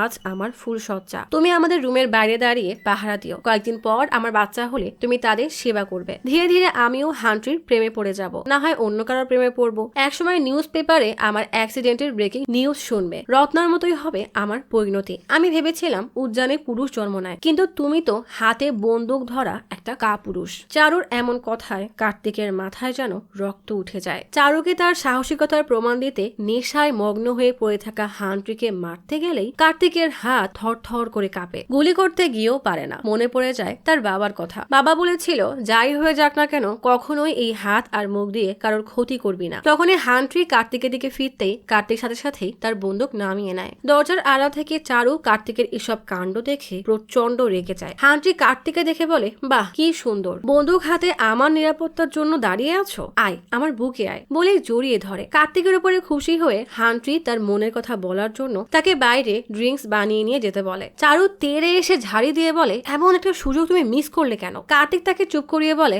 আমি একটু পরে আসছি, তুমি ড্রিঙ্কস নিয়ে কার্তিক তার কলেজের একটা গল্প বলার পারমিশন চায়। হান্ট্রি বলে, যদি তোর এই গল্প আমার ভালো লাগে তাহলে তোকে মুভির হিরো বানিয়ে দিব। কার্তিক বলে, একটা রাজা ছিল যে অনেক ক্ষমতাশালী কিন্তু নিষ্ঠুর আর নির্দয়। সে বলতো তার রানীকে সে অনেক ভালোবাসে, তার জন্য নাকি সব করতে পারবে, কিন্তু রানী রাজাকে ভালোই বাসতো না। একদিন রাজার দরবারে এক কবি আসে। রাজাকে কবিতা শোনালে রাজা তার ছন্দে মুগ্ধ হয়ে যায়। রাত দিন সবসময় রাজা কবির সাথে সময় কাটাতো, কবিকে নিজের পরিবার মানত। কিন্তু রাজা এটা জানতো না যে কবিকে রানীও অনেক পছন্দ করে। একদিন কবি তার এই তিতা সত্য কবিতার মাধ্যমে রাজাকে শুনিয়ে দেয় যে রানী রাজাকে ভালোবাসে না। রানী তো আসলে রাজাকে ভয় পায় আর ঘৃণা করে, আর সে ওই কবিকেই ভালোবাসে, কারণ কবি রানীকে একজন মানুষ মনে করে, তার ইচ্ছা অনিচ্ছার গুরুত্ব দেয়। রানী তার পুরো জীবন রাজার সাথে নয় বরং সেই কবির সাথে কাটাতে চায়। এই পর্যন্ত শোনার পর হান্ট্রি বলে, তোর এই বোরিং গল্প বাদ দে তো। কার্তিক বলে, এটা বোরিং নয় বরং সত্য ঘটনা, কারণ গল্পে দুটো চরিত্র এখন সামনা সামনি বসে আছে আর রানী দরজার আড়ালে দাঁড়িয়ে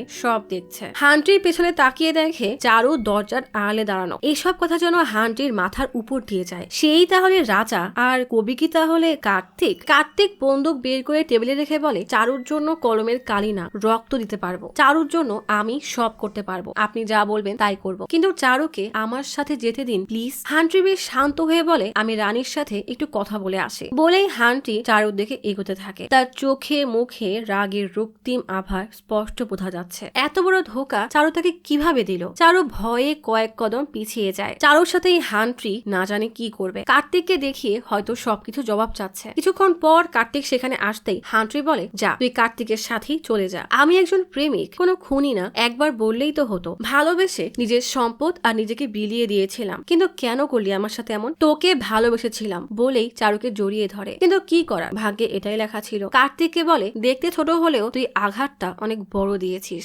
আমার থেকেও বড় প্রেমিক হয়ে গেছিস। চারুর গায়ে একটাও আঘাত যেন না লাগে, ওয়াদা কর। চারু আর কার্তিক বুঝে উঠতে পারে না যে হান্ট্রি এত সহজে কিভাবে মেনে নিল। হান্ট্রি বলে, কি আর করার, আমি অভাগা আর ও ভাগ্যবান, কিন্তু আমি তোমাকে মন থেকে সত্যি সত্যি ভালোবাসি, যাও চলে যাও। নিজের ভালোবাসাকে এইভাবে কুরবানি করে কান্না করতে করতে রুমে চলে যায়। মাঠের মধ্যে দিয়ে চারু আর কার্তিক চলে যাওয়ার সময় আচমকাই হান্ট্রি পিছন থেকে মোটা লাঠি দিয়ে কার্তিকের মাথায় বাড়ি মারতেই কার্তিক মাটিতে লুটিয়ে পড়ে। হান্ট্রি বলে, সিনেমা ছেড়ে দিয়েছি, 5 বছর হয়েছে, কিন্তু অভিনয়ের স্কিল তো এখনো হলিউড লেভেলের, তাই না? কার্তিককে খাদের পাশে নিয়ে আসা হয়। ঝুম বৃষ্টি শুরু হয়েছে, চারুকে সেখানে ধরে রাখা হয়েছে। এই দৃশ্যটাই গল্পের প্রথমে দেখানো হয়েছিল। এত বড় ধোকার প্রতিশোধ হান্ট্রি তো নিয়েই ছাড়বে। হান্ট্রি রেগে বলে, তোর যত শক্তি আছে তা দিয়ে আমাকে ঘুষি মার। কার্তিক তার সর্বশক্তি দিয়ে এমন এক ঘুষি দেয় যে হান্ট্রির পুরো শরীর কেঁপে যায়। হান্ট্রি এবার নিজের শক্তি দেখাতে কার্তিককে পশুর মতো মারতে থাকে। কার্তিকের মতো চুনোপুটি নিজেকে বাঁচাতে হান্ট্রিকে মারতে গেলেই হান্ট্রির মতো মাফিয়ার সাথে পেরে ওঠে না। হান্ট্রি কার্তিকের চুলের মুঠি ধরে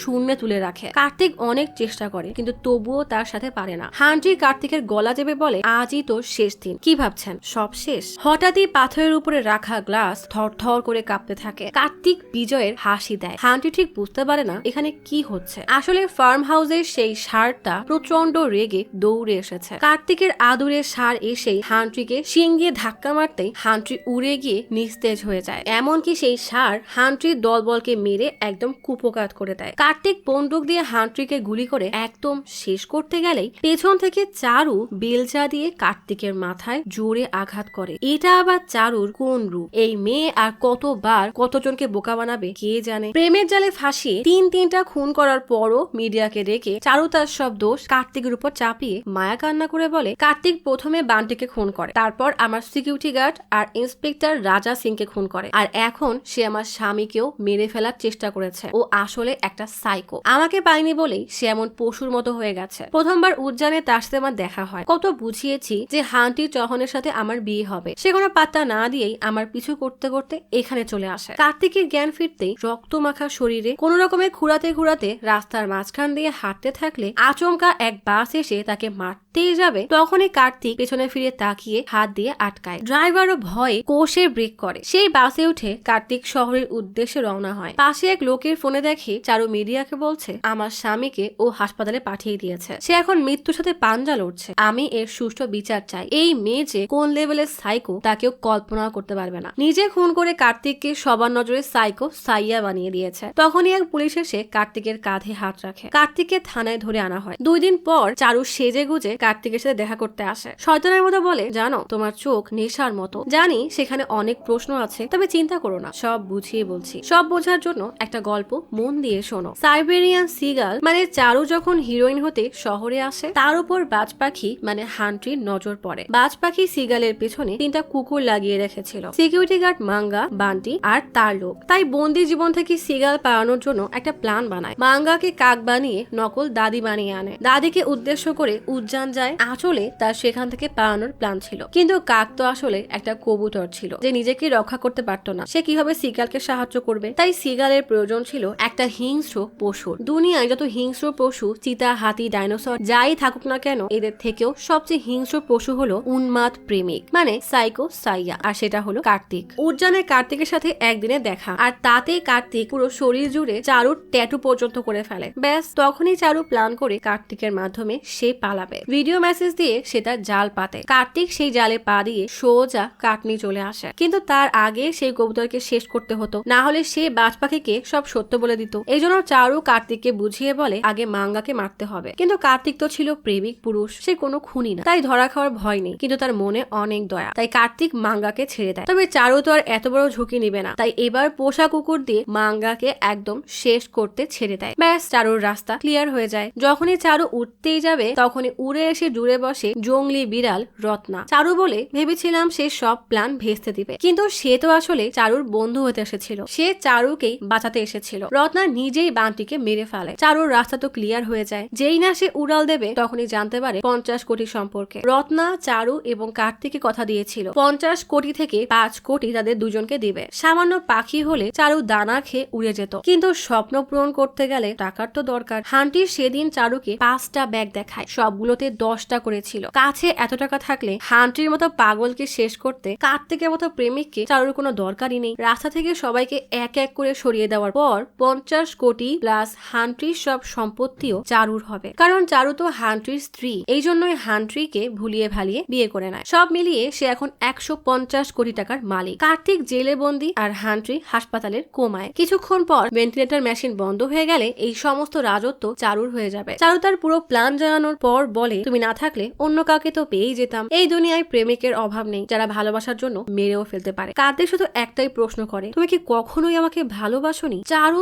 তীব্র ঘৃণা নিয়ে বলে, ভালো তো সবাই বাসে, তুমি বেসেছো, হান্টিও ভালোবেসেছিল। এগুলো আসলে একটা ব্যবসা। হান্টি যদি সত্যি সত্যি আমার ক্যারিয়ার বানাতে চাইতো তাহলে আমাকে বন্দি না বানিয়ে সেটা করতে পারতো। তুমি আমার বন্ধু কিংবা ভাই হয়ে সাহায্য করতে পারতে, কিন্তু না, তুমিও ভালোবাসার বাহানায় সাহায্য করতে আসলে। শেষমেশ হান্টি রোজ আমার সাথে যা করতো তুমিও সুযোগ পেলে সেটাই করতে। তোমরা মেয়েদেরকে শুধু ব্যবহারই করতে জানো, সবাই এক। আফসোস শুধু একটাই, রত্না দিদির মৃত্যু। কারণ চারু সেই রাতে হান্টিকে বলে দিয়েছিল যে সে নিজে রত্নাকে বান্টিকে মারতে দেখেছিল, এই জন্যই হান্টি রত্নাকে মেরে ফেলে। তবে যাই হোক, শেষ ভালো যার, সব ভালো তার, এখন আর কোনো বাধা নেই। তবে চারু কথা দেয় যে সে যেখানে যাক না কেন হান্টি এবং কার্তিকের নামে ড্রিঙ্কস এর বোতল অবশ্যই গিফট করবে। এমন এক অকল্পনীয় প্রতারণার পর কার্তিকের হৃদয় থেকে যেন রক্ত ছিটকে বের হতে থাকে। লাল টকটকে চোখে সে পাগলের মতো জোরে জোরে চিৎকার করে জেলের নেটে বাড়ি মারতে থাকে। তাতে চারুর কি বা যায় আসে, রাজত্ব তো এখন শুধুই তার। সে ইচ্ছা মতো টাকা উড়াবে আর রানীর মতো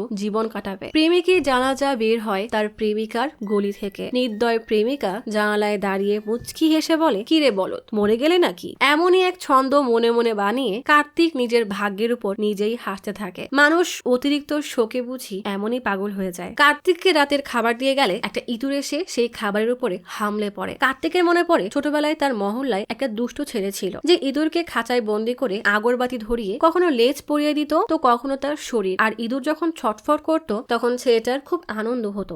আজ কার্তিকেরও নিজেকে সেই খাঁচায় বন্দি ইঁদুরের মতো মনে হচ্ছে। সে ছিল ভালোবাসার ক্ষুধার্ত, আর এরপর চারুর ভালোবাসায় সে খাঁচায় বন্দি হয়ে যায়। চারু হলো সেই দুষ্টু ছেলে যে কার্তিককে একদম পুড়িয়েই দিয়েছে। ভালোবাসা হলো ধোকার এক বন্দি খাঁচা। প্রতিশোধের আগুনে জ্বলতে থাকা কার্তিক ম্যানহোল দিয়ে জেল থেকে পালায়। ইঁদুর, পানি আর শ্যাওলা পেরিয়ে অপর প্রান্ত থেকে উঠতেই যাবে তখনই হতভাগা কার্তিক পুলিশের হাতে ধরা পড়ে যায়। এভাবে টানা 3 বার পালাতে গিয়েও বেচারা ব্যর্থ হয়। ধরা খাওয়ার পর পুলিশ তার উপরে অমানবিক অত্যাচার চালায়। পশুর মতো লাঠির বাড়ি আর মুখ অপরিষ্কার টয়লেটের মধ্যে চেপে ধরে নির্মম অত্যাচার চালায়। তবে কার্তিকের কাছে এই অত্যাচার কিছুই না, কারণ চারুর মতো কোবরা নাগিনের যেই বিষ কার্তিক গিলেছে সেই তুলনায় এটা খুবই নগণ্য। একদিন ঋতু জেলে কার্তিকের সাথে দেখা করতে আসে। প্রিয় বন্ধু কার্তিকের এমন নাজেহাল অবস্থা দেখে প্রচন্ড রেগে বলে, এসব পাগলামি ছেড়ে দাও, পালানোর চেষ্টা করতে করতে একদিন মারা যাবে। কার্তিক টিটকারির হাসি দিয়ে বলে, হয়তো একদিন পালিয়ে মুক্ত হব,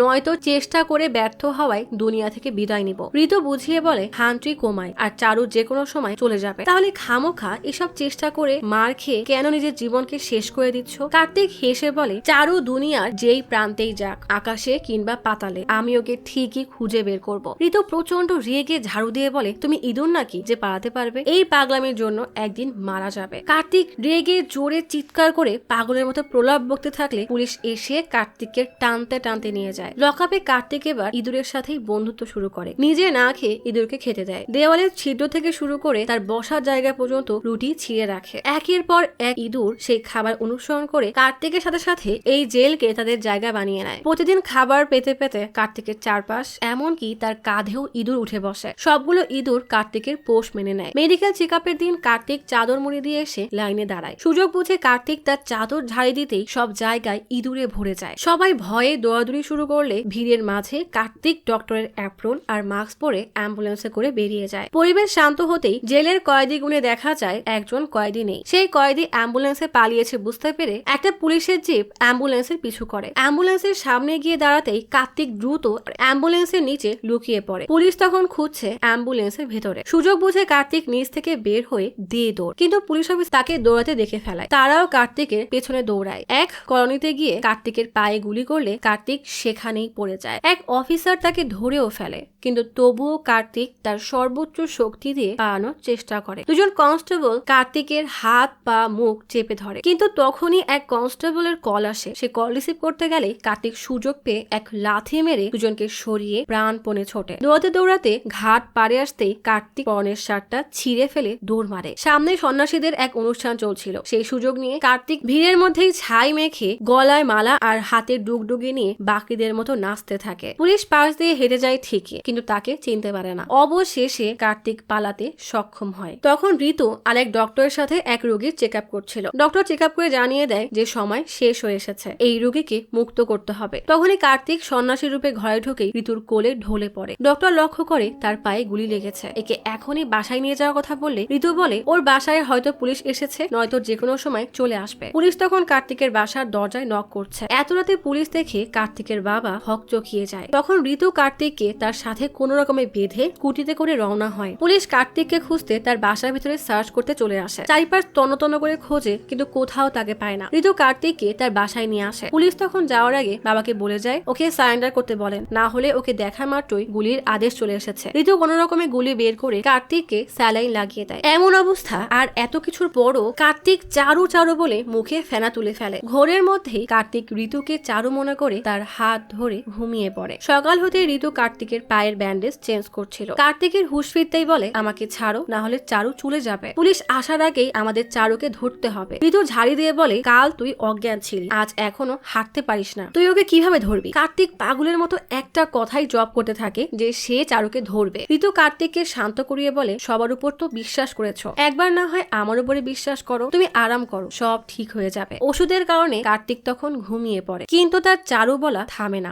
এত বড় ধোকার পরও সে চারুর প্রতি তার ভালোবাসা ভুলতেই পারছে না। এক সপ্তাহ পর কোর্টে কার্তিকের কেসের ট্রায়ালের সময় বিচারক জিজ্ঞেস করে অপরাধীকে কি ধরতে পেরেছেন? ইন্সপেক্টর বলে খুব শীঘ্রই তাকে ধরে ফেলবো। তখন এই কার্তিক ঋতুর সাথে আদালতে আসে। ইন্সপেক্টর তাকে ধরতে গেলেই অ্যাডভোকেট সিনহা এসে বলে এখন ছেড়ে দিন, নিজেরা তো আর ধরতে পারেননি, ছেলেটা যখন সারেন্ডার করতে এসেছে এখন কি এর ক্রেডিট নিতে চাচ্ছেন? বিচারক দিল্লি হাইকোর্টের বড় উকিলকে এই জেলা কোর্টে দেখে জিজ্ঞেস করে আপনি এখানে কেন? আশ্বিন বলে যখন কোনো নিরাপরাধকে মিথ্যা আরোপ দেওয়া হয় তখন তো আমাকে আসতেই হবে। আমি এই কেস স্টাডি করেছি, মনে হলো আইনের আমাকে দরকার, সেই জন্যই এসেছি। কিন্তু অবাক করার বিষয় হলো এই কেসের প্রত্যক্ষ সাক্ষী চারুলতা সে কোথায়? প্রসিকিউটর বলে তাকে নোটিশ দেওয়া হয়েছিল, কিন্তু যোগাযোগ করতে পারেনি, হয়তো সে মাঝপথে আছে, এজন্যই কলে পাচ্ছি না, কিছুক্ষণ অপেক্ষা করা যেতে পারে। বিচারক এবার 30 মিনিটের ব্রেক দেয়। 30 মিনিট পরও চারুর কোনো খোঁজ নেই। আশ্বিন বলে আমরা সবাই যার জন্য অপেক্ষা করছি সে কি আদেও আসবে? প্রসিকিউটর জানায় এখনো চারুর সাথে কোনো যোগাযোগ করা সম্ভব হয়নি। আশ্বিন বলে বাহ, কেসের একমাত্র সাক্ষী যার বয়ানের জন্য কার্তিকের জেল হলো সে এখন উধাও। প্রসিকিউটরের কাছে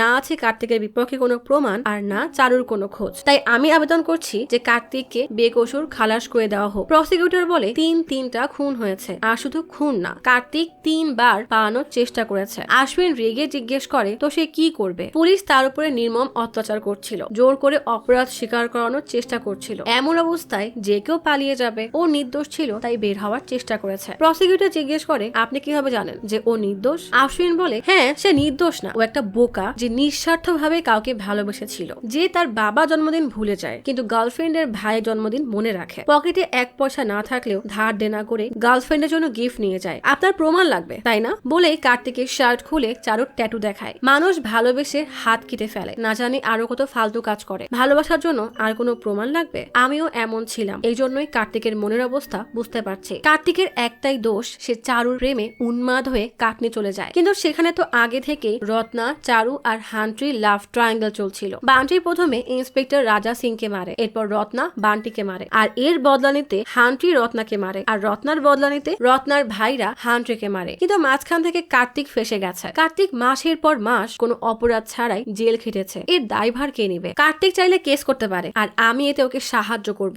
সব শেষে 6 মাস পর কার্তিককে বেকসুর খালাস করে দেওয়া হয়। কার্তিক বেশ খুশি হয়ে তার শহর উজ্জয়নে চলে আসে। পরিবারের সবাই কার্তিকের সাথে কোলাকুলি করে স্বাগতম জানায়। কার্তিককে মুখ মুক্ত বাতাসে নেওয়ার জন্য ঋতু সুন্দর এক জায়গায় আনলে কার্তিক বলে এখানে আমি চারুকে নিয়ে আসতাম, অনেক ছবি তুলতাম। একদিন সেগুলো সব জড়ো করে যেই নকে প্রপোজ করতেই যাব তখনই রাজা সিং এসে ইচ্ছা মতো মারে। এতবার চারু চারু শুনে ঋতু অনেক বিরক্ত, তার চোখ দিয়ে টপ টপ করে পানি পড়ে, কিন্তু তবুও সে চুপ করে থাকে। কার্তিকের মনে প্রশ্ন জাগে চারু কেন সেদিন কোর্টে আসেনি, সে কেন কার্তিককে বাঁচিয়েছে। চারু সেদিন সাক্ষী দিলেই তো সব শেষ হয়ে যেত। কার্তিক চিৎকার করে বলে কেন চারু তার সাথে ভালোবাসার নাটক করলো। সে যদি বিপদে পড়েই ছিল তাহলে সরাসরি বলে দিত হান্টির হাত থেকে আমি তাকে বাঁচাতাম। এসব ভালোবাসার গল্পে জয়তা মিনা নিজের জীবনের সব বাজে বাজে লোকদের সাথে মিশে তার জীবন নষ্ট করেছে, আর তার জন্য আমিও ফেসে গেছি। এসব চিন্তা করে আমি রীতিমতো পাগল হয়ে যাচ্ছি। ঋতু বুঝিয়ে বলে এখন আর এসব চিন্তা করিস না। কার্তিক বলে আমি সব কিভাবে ভুলবো, ওসব বাদ দিলে আবার মাথায় আসে, সব বাদ দিলেও আবার মাথায় আসে যে সেদিন কেন সে কোর্টে আসেনি। সে সাক্ষী দিলেই তো আমার ফাঁসি হয়ে যেত, আমি মরে যেতাম আর সব কাহিনী শেষ হয়ে যেত। কার্তিক দেবদাস হয়ে পাগলের মতো সারা দিন রাত কাটিয়ে দেয়। ঋতু তাকে নানাভাবে স্বাভাবিক করার চেষ্টা করছে। একদিন বাবা এসে বলে তুই জেলে যাওয়ার পর ঋতু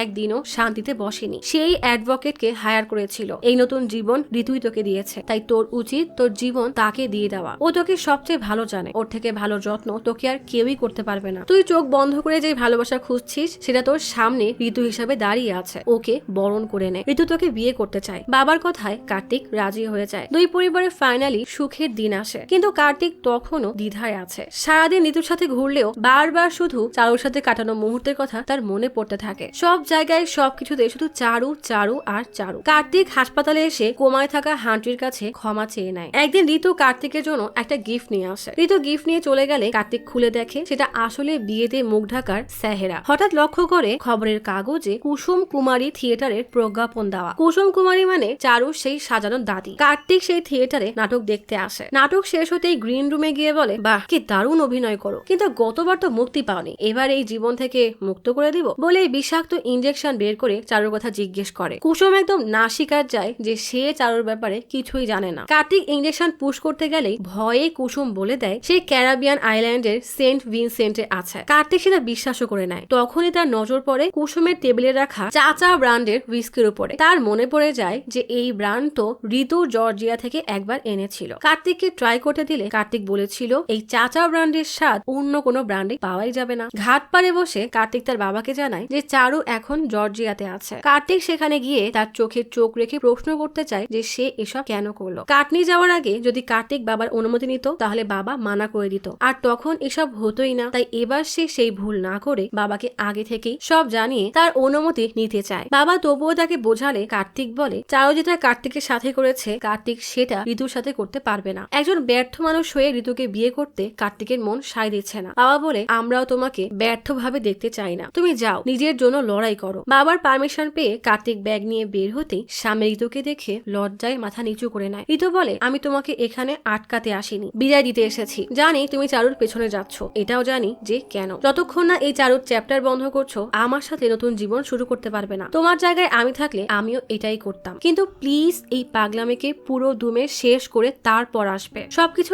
আগের মতো করে দিও। কার্তিক কোনো উত্তর না দিয়েই চুপচাপ চলে যায়। ঋতু অসহায় নজরে তাকিয়ে থাকে। কয়েক ঘন্টা পর কার্তিক জর্জিয়া চলে আসে। এয়ারপোর্ট থেকে বের হয়ে মনে মনে বলে বন্দি খাঁচা থেকে আমার ভেতরের পশুটা বেরিয়ে এসেছে, যাকে মনে করেছিলাম নিজের জীবন, আজ এখানে তার জান নিতে এসেছি। না জানি এই জর্জিয়ার মাটিতে কি ভয়ানক কাণ্ড হতে চলেছে। কার্তিক হোঁচট খেয়ে হায়নার সামনে পড়ে যায়। হায়না কার্তিকের সামনে কিছুক্ষণ গর্জন করে কি মনে করে যেন সেখান থেকে চলে যায়। কার্তিক মনে মনে বলে শিকার আর শিকারী দুজনেই ছিল ঘায়েল। শিকারীকে ঘায়েল করেছিল তার জঙ্গল আর শিকারকে তার হৃদয়। কার্তিক সামনের বন্দুকটা শক্ত করে ধরে নেয়। গল্প চলে আসে এক সপ্তাহ আগে, যখন সে সোজা জর্জিয়ার তিবিলিসি এয়ারপোর্টে নামে। তাকে এখানে দেখতেই একটা লোক কাউকে ফোনে কার্তিকের খবর দিয়ে দেয়। এদিকে কার্তিক গুগল ট্রান্সলেটর দিয়ে জর্জিয়ান ল্যাঙ্গুয়েজ শিখে পাশেই এক ইন্ডিয়ানকে চারুর ফটো দেখিয়ে জিজ্ঞেস করে আমার বন্ধু এখানে এসেছে, আপনি কি একে কোথাও দেখেছেন? লোকটা বলে আমি তো দেখিনি। এরপর সারাদিন কার্তিক আশেপাশের সব এলাকায় গিয়ে চারুর ফটো দেখিয়ে তাকে খুঁজতে থাকে। একটা টানেলের মধ্য দিয়ে মন খারাপ করে হাঁটছিল। এক ভিক্ষুক তাকে দেখে তার থেকে খাবার চায়। কার্তিক তার হাতে থাকা খাবারটা দিতেই ভিক্ষুক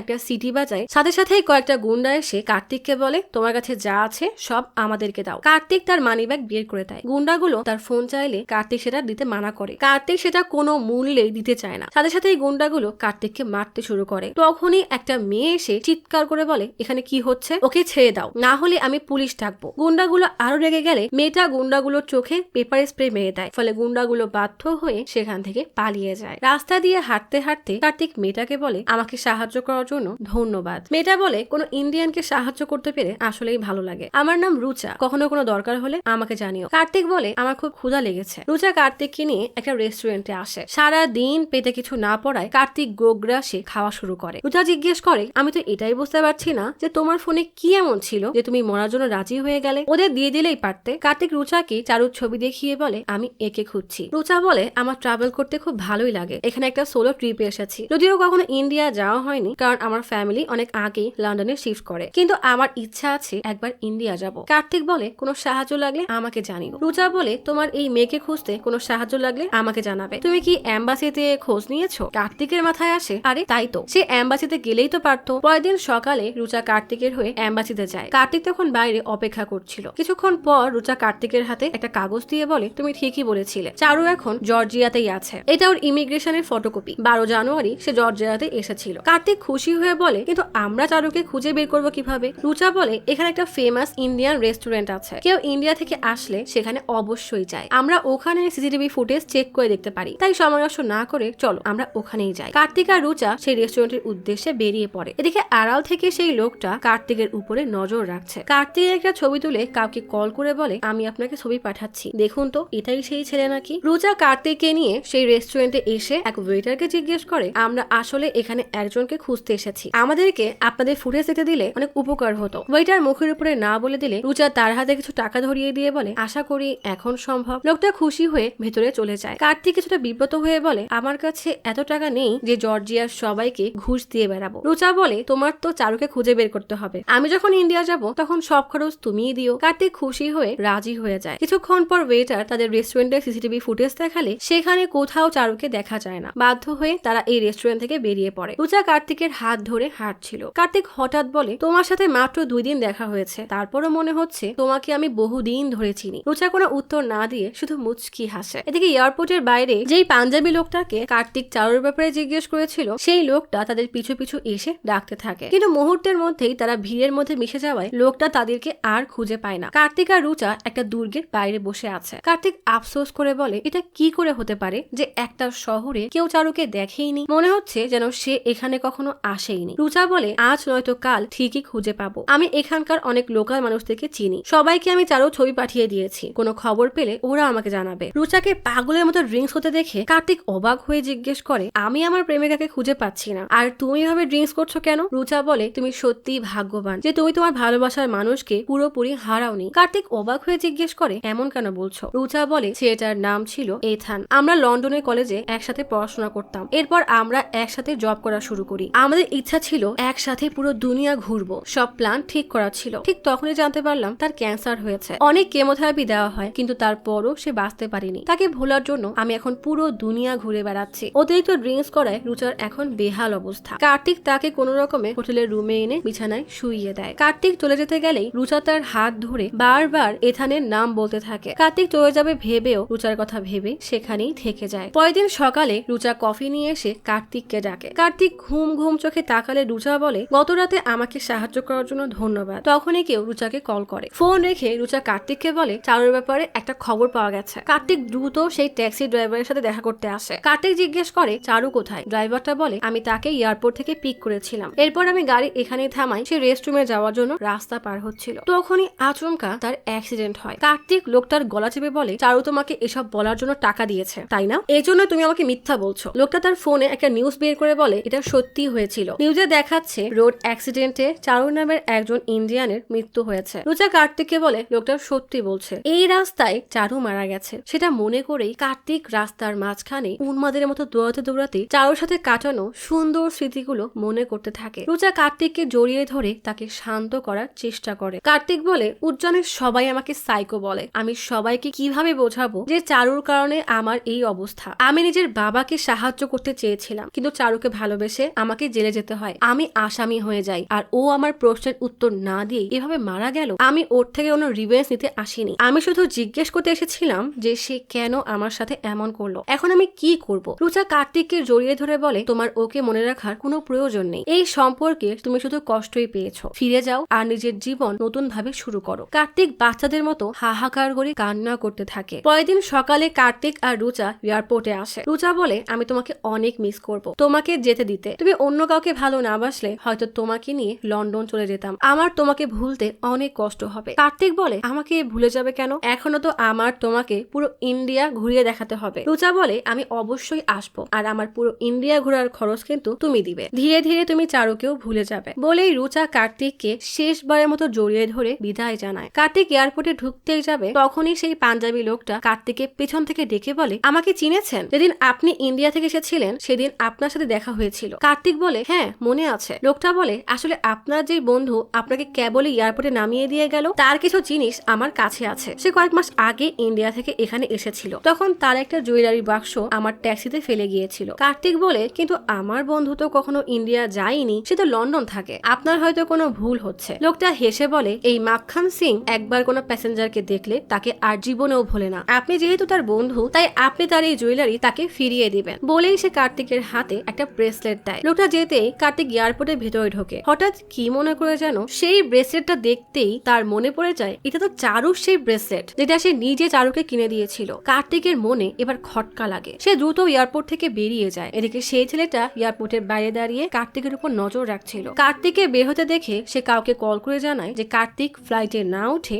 বেরিয়ে গেছে। কার্তিক দৌড়াতে দৌড়াতে সেই ইন্ডিয়া রেস্টুরেন্টে আসে। সেখানে রুচা সেই ওয়েটারের সাথে ডান্স করছে, সাথে আরো ছেলেরা আছে। কার্তিকের মনে হয় রুচার বলা সব কথার মাঝেই যেন চারু লুকিয়ে আছে। রুচা তার বন্ধুদের সাথে ঘুরতে বের হয়। কার্তিক চুপচাপ তাকে ফলো করতে থাকে। রুচাকে ফলো করতে করতে কার্তিক একটা ভিলার সামনে এসে থামে। ভিলার ভিতরে ঢুকতেই সেখানে রুচার অনেকগুলো ছবি পায়। সামনে রুচার নাম লেখা কিছু কিউব দেখতে পায়। কি মনে করে যেন সেই অ্যালফাবেট গুলোকে শাফল করতেই লেখাটা রুচা থেকে চারু হয়ে যায়। এদিকে রুচা ওরফে চারু নিচে নামতেই কার্তিককে এখানে দেখে হতবাক হয়ে যায়। চারু জিজ্ঞেস করে, তুমি এখানে কি করছো? তোমার কি ফ্লাইট মিস হয়ে গেছে? কার্তিক বলে, তুমি বলেছিলে তুমি একজন টুরিস্ট আর এখানে হোটেলে উঠেছো, তাহলে কি এটাই সেই হোটেল? এটা হোটেল হলে এখানে তোমার ছবি কি করছে? রুচা বলে, এটা যারই বাড়ি হোক না কেন তার উত্তর আমি তোমাকে দিতে বাধ্য না। আমি শুধু তোমাকে সাহায্য করতে চেয়েছিলাম, আর তুমি দেখে উল্টা আমার মাথার উপরে উঠে নাচছো। কার্তিক সেই ব্রেসলেট দেখিয়ে বলে, এটা চারুর ব্রেসলেট, এটা সেই ট্যাক্সি ড্রাইভার দিয়েছে যার ট্যাক্সিতে বসে তুমি এখানে এসেছো। রুচা বলে, এরকম ব্রেসলেট মার্কেটে অনেক আছে, এখন চুপচাপ আমার বাসা থেকে বের হয়ে যাও। কার্তিক এবার সেই অ্যালফাবেট গুলো দেখালে রুচা রেগে চিৎকার করে বলে, এটা একটা কাকতালীয় ব্যাপার ছাড়া আর কিছুই না, তুমি আমার বাড়ি থেকে বের হও। কার্তিক বলে, তুমি কিভাবে পারলে নিজের দেশ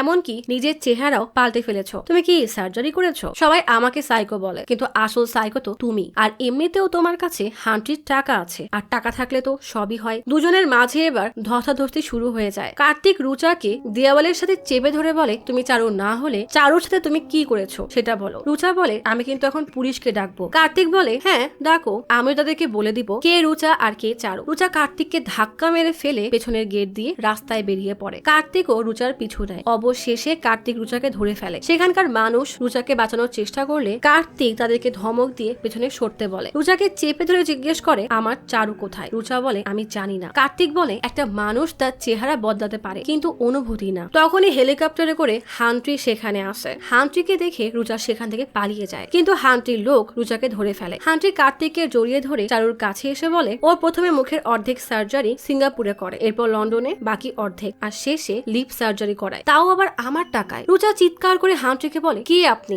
আপনাদের কোথাও ভুল হচ্ছে, আমি কোনো চারু না। হান্ট্রি টিটকারির হাসি দিয়ে বলে, তোমার কি মনে হয় আমি তোমাকে চিনতে পারবো না? আমি তোমাকে ভালোবাসি। আর পিঁপড়া যেমন গুড়ের গন্ধ পেয়ে ঠিকই জায়গা মতো চলে যায়, তেমনি ভালোবাসার মানুষকে চিনতে তার প্রেমিকের কখনো ভুল হয় না। হান্ট্রি রুচার পেটে বন্দুক ধরে বলে, আমি ওকে নিয়ে যাচ্ছি বলে ইশারা করে তার লোকদেরকে কার্তিককে নিয়ে যেতে বলে। হান্ট্রি রুচাকে টানতে টানতে সেখান থেকে নিয়ে যায়, আর হান্ট্রির লোকগুলো কার্তিককে টানতে টানতে নিয়ে যায়। হান্ট্রির দুই লোক কার্তিকের পা ধরে টানতে টানতে জঙ্গলের মধ্যে নিয়ে যাচ্ছে। সুযোগ বুঝে কার্তিক একটা কাঠের লাকড়ি দিয়ে তাদেরকে আঘাত করে। মুহূর্তের মধ্যেই তাদের মাঝে মারপিট শুরু হয়ে যায়। কার্তিক তাদের বন্দুক নিয়ে জঙ্গলের মধ্যে দৌড়াতে থাকে। হঠাৎই সে হোঁচট খেয়ে নিচে পড়ে যায়। কার্তিকের সামনে একটা হায়না এসে গর্জন করতে থাকে। এরপর সে কি মনে করে যেন কার্তিকে কিছু না করে সেখান থেকে চলে যায়। এই সিনটাই আমরা কিছুক্ষণ আগে দেখেছিলাম। এদিকে হান্ট্রি রুচার সামনে পানিপুরি রেখে বলে, আমি উজ্জান থেকে স্পেশালি তোমার জন্য নিয়ে এসেছি। রুচা বলে, আপনারা যেই চারুকে খুঁজছেন সে মারা গেছে, প্লিজ আমাকে বিশ্বাস করেন, আমার নাম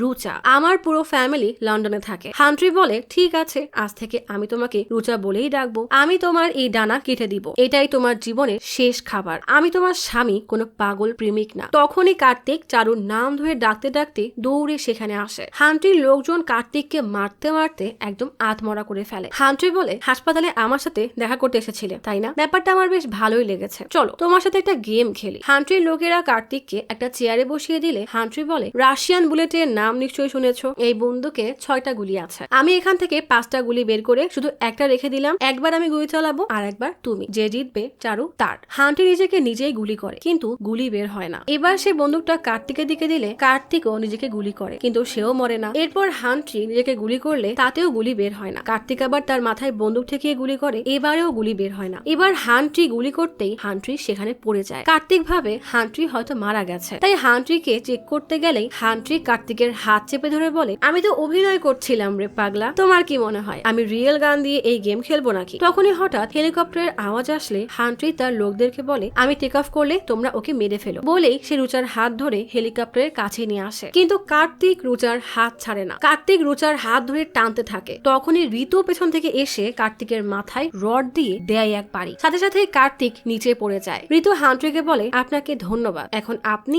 আপনার জনকে সামলাবেন আর আমি আমার জনকে, এরা যেন আর কখনোই কাছাকাছি না আসে, তাহলে আবারও খুনের চক্র শুরু হয়ে যাবে। কি ভাবছেন এই খেলা আবার কোন দিকে ঘুরে গেল? দাঁড়ান, একটু পরেই বুঝবেন। রুচা ঋতুকে অনুরোধ করতে থাকে, আমাকে প্লিজ বাঁচান, ও আমাকে মেরে ফেলবে, আমার তো আপনার সাথে ডিল হয়েছিল। হান্ট্রি হেসে বলে, আরে পাগল, আসল ডিল তো আমার সাথে তার হয়েছিল। বলেই হান্ট্রি রুচাকে হেলিকপ্টারে উঠিয়ে সেখান থেকে চলে যায়। ঋতু তখন কার্তিকের কথা মনে মনে ভাবে, ছোটবেলা থেকেই আমি তোমাকে কত ভালোবাসি কার্তিক, শুধুমাত্র তোমার কারণেই জর্জিয়ায় 5 বছরের মেডিকেলের পড়া 4 বছরের শেষ করি। কতবার তোমাকে নিজের মনের কথা বলেছি কিন্তু তুমি কখনো বুঝতেই পারোনি, ভেবেছো মজা করছি, মনে আছে? গল্পের প্রথমে ঋতু কার্তিককে বলেছিল, তুমি আর কাউকে না পেলে আমাকে সঙ্গী বানিয়ে নিও। ঋতু কিভাবে কার্তিককে নিজের করবে সেই ভাবনায় যখন মগ্ন ছিল তখন চারু হঠাৎ উড়ে এসে জুড়ে বসে। ঋতু বলে, কিন্তু এই মেয়ের চক্করে তুমি জেলে পর্যন্ত গেলে, এরপর আমি চারুকে রাজি করিয়েছিলাম যেন সে কোর্টে সেদিন না আসে। ঋতু চারুকে বলে, চারুকে মেরে ফেলতে হবে, কারণ চারু বেঁচে থাকলে কার্তিক কোনো দিনও তার পিছু ছাড়বে না। আমি জর্জিয়াতে এমন একজনকে চিনি যে তোমাকে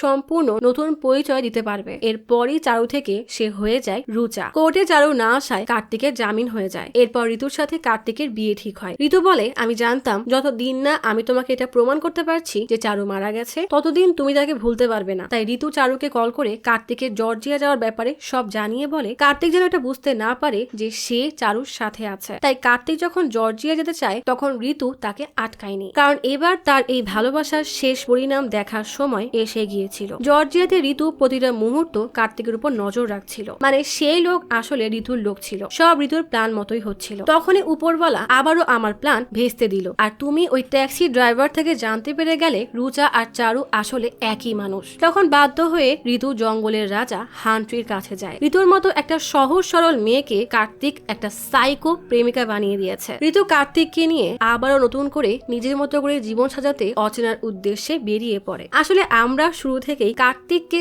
সাইকো সাইয়া মনে করলেও শেষে এসে এটাই প্রমাণ হলো আসল সাইকো তো ঋতু। তবে কার্তিকের এখনো জ্ঞান ফিরেনি, জ্ঞান ফিরলে সে যে কি করবে তা অবশ্য আমরা জানি না, কিন্তু সারা জীবন শুনে এসেছি ছেলেরাই নাকি পরিবারের হেড, অথচ এরা জানেই না ছেলেরা বাসার হেড হলেও মহিলারা হলো সেই বাসার ঘাড়। ঘাড় যেদিকে ঘোরে মাথাও কিন্তু সেদিকেই ঘোরে, তাই ঘাড়ই আসলে মাথাকে নিয়ন্ত্রণ করে। এটা বুঝতে কার্তিকের বড্ড বেশি দেরি হয়ে গেছে। যাকে সে সহজ সরল ভেবেছিল সেই ছিল আসলে এই খেলার মাস্টার মাইন্ড। কি কেমন লাগলো এই শেষ চমক? কমেন্টে জানাতে ভুলবেন না কিন্তু।